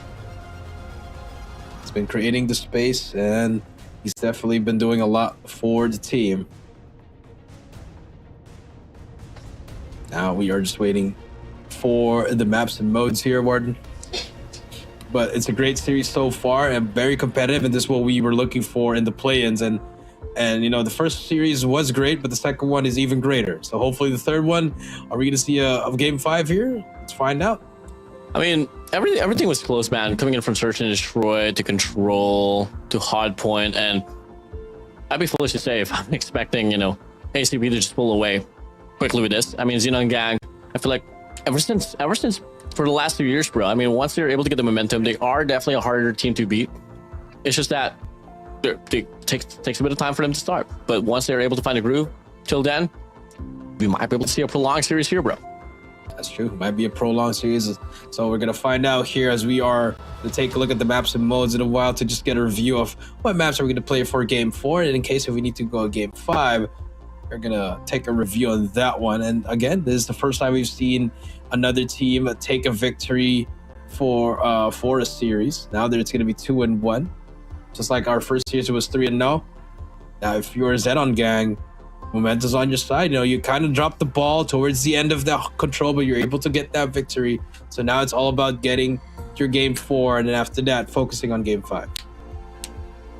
Ooh, as we all know as well, I mean, even if you win a hardpoint game, search and destroy is going to be a totally different beast that you gotta tame though. And who knows? We'll just see about it. I think, if I'm not mistaken, we are moving to a hardpoint agenda. So it's going to be a totally different look in regards to what kind of has been going down here. But I'm pretty excited for you, bro. I'm pretty excited as well. Hacienda, it's been in the rotation for the longest time. You know, first introduced in Black Ops 4, and now here in Call of Duty Mobile as well. But it's not going to be Hacienda, Warden. Oh, yeah, Takeoff. They banned it. They banned your house, Warden. Yeah, they're going to go to Takeoff. Let us speak his house, bro. Is Raid your house? I think I'll take Arsenal, bro. I'll take Slums, bro. Oh my god. Okay. Okay. Takeoff hardpoint's gonna be the map for our game number 4. Do we see these teams battle it out? Will we get another close one just like Combine, or are we gonna see a one-sided affair here for this game number 4, Warden? Oof. Talk about Takeoff hardpoint here. I'm gonna come down to rotation. We haven't seen the players on Xenon Gang, man. It always has been ASAP. But moving over, we talk about this once again. And you are looking at, you know, the key rotations here on the P2, P3. Especially the P3 reads off the sponsor. You got to get back Jenny's topside red. Lost time making sure there's no one going to be flanking all around. But yeah, you can call out, you can say whatever you want to put up there, project any strats here on Takeoff. But what matters is go back to the basics, the fundamentals. Let's see who can pull it through as the game's going to be opening up now here on Takeoff hardpoint as soon as possible. Could this be the denier game to force that map number 5, or can Xenon Gang continuously build up the momentum there off that game 3? That's where here we go. And ASAP strikes first with the points. They're gonna get the kills that they need as well. Luke inside the hill, able to get some of it, but unfortunately, ASAP doing well in this first hill since you say that. Xenon able to break the hill and get some time off that. It's going to be all equal here. I mean, you kind of expect that P1s are usually just going to be back and forth, especially in this map with Takeoff. But you get to see some good old definition here as well here from side of Xenon Gang. Has top blue. And they are able to lane out the players of ASAP, so definitely a remarkable start here for the side of Xenon Gang. Definitely remarkable, you're right. 9-14 we go. So solid first hill for both of these teams. And now we got to see that rotation over at that P2.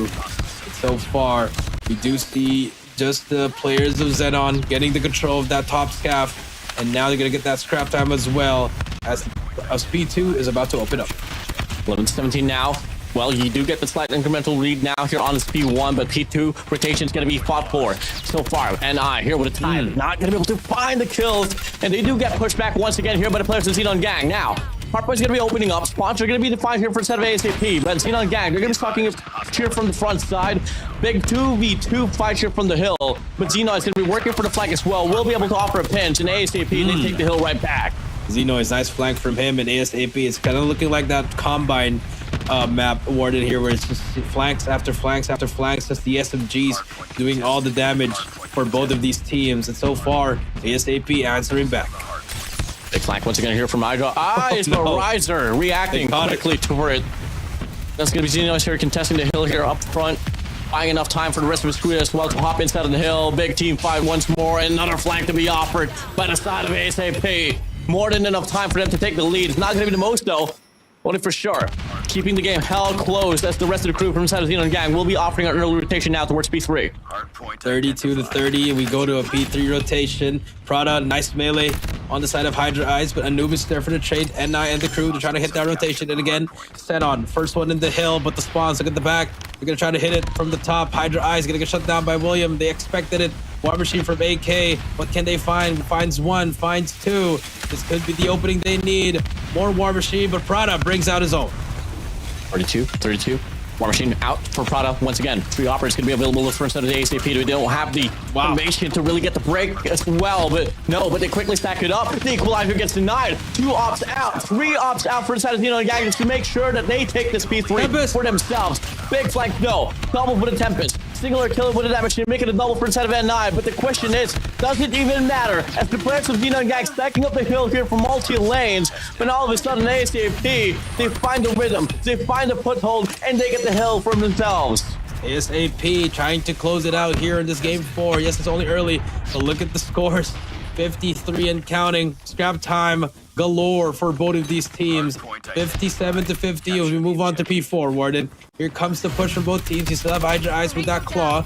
Xeno's big kills from him as well, and now it's their turn. Getting that momentum, getting the kills that they need. Pushing through, but the contest is through. Xenos gets one, but Prod is there for the trade. Hydra Ice with a claw. Can he hold it down?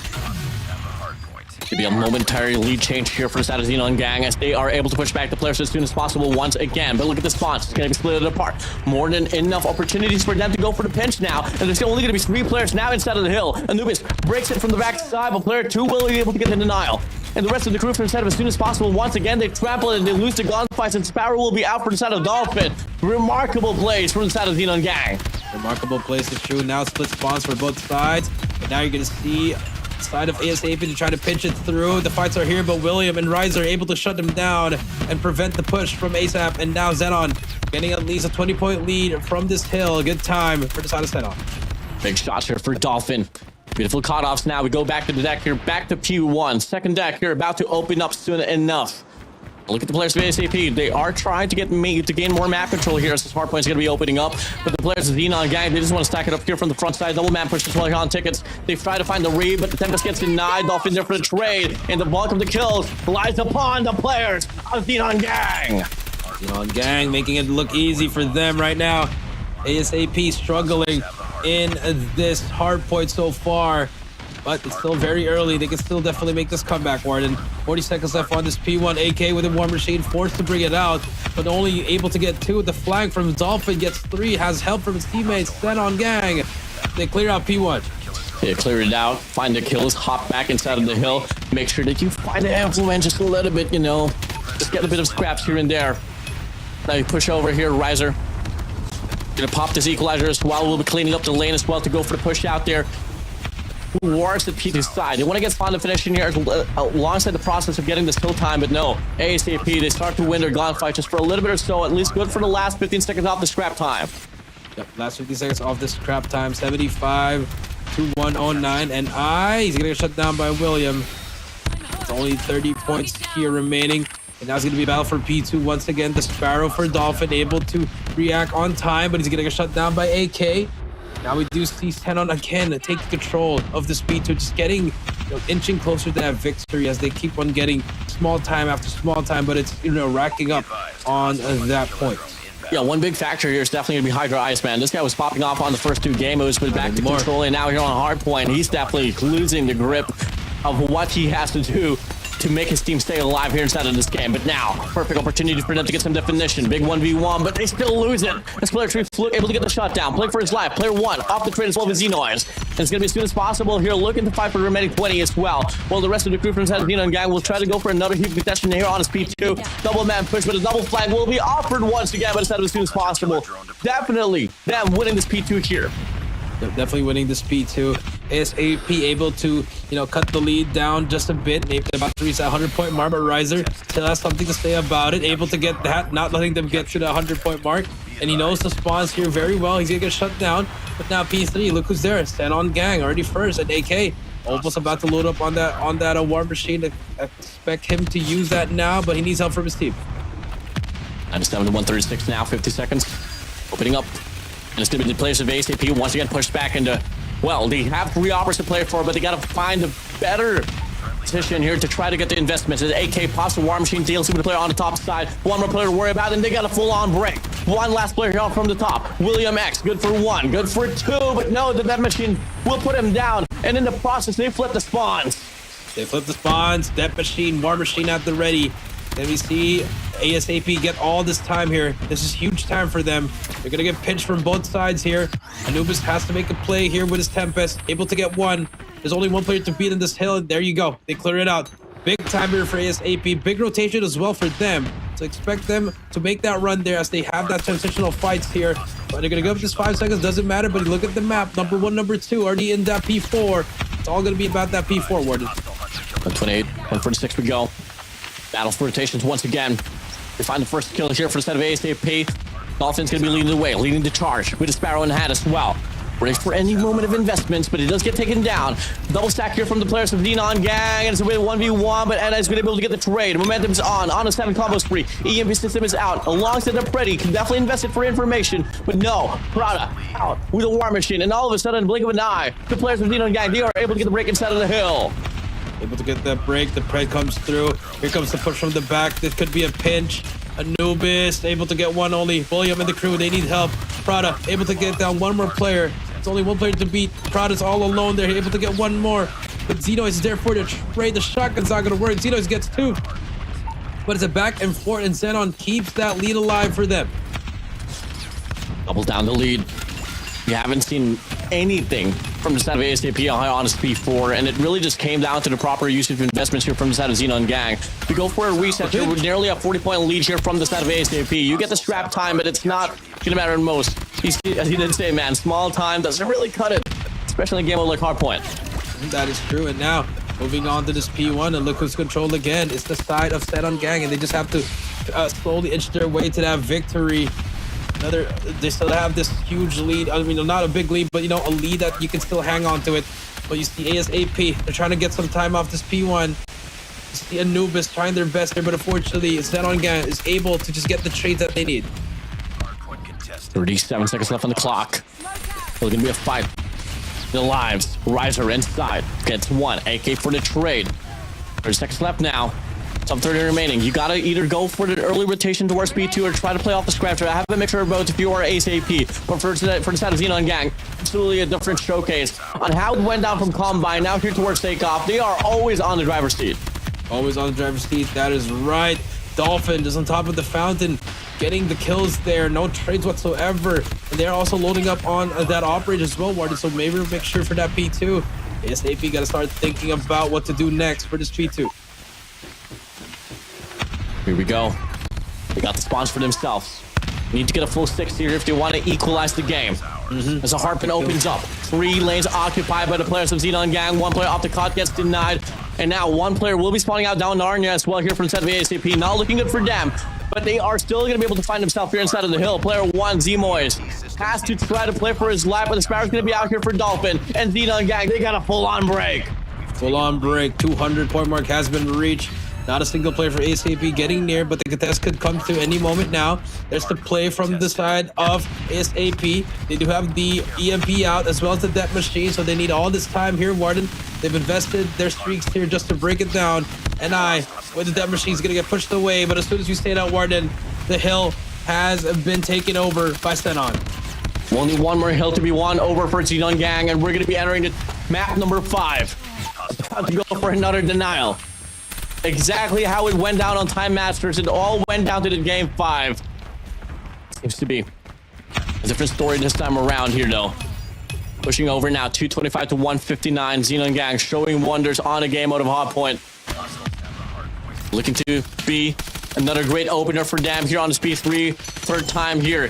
Question is, can they find the sustainability this time around? But no, they quickly flood in, combusting the Hardpoint. And they push back 1 more player here, but Dolphin's gonna offer a flag. AK reacts quickly with it. 1 from the top, 2 from the bottom side. Xenon Gang looking for a means to get the break, but ASAP, they stay alive.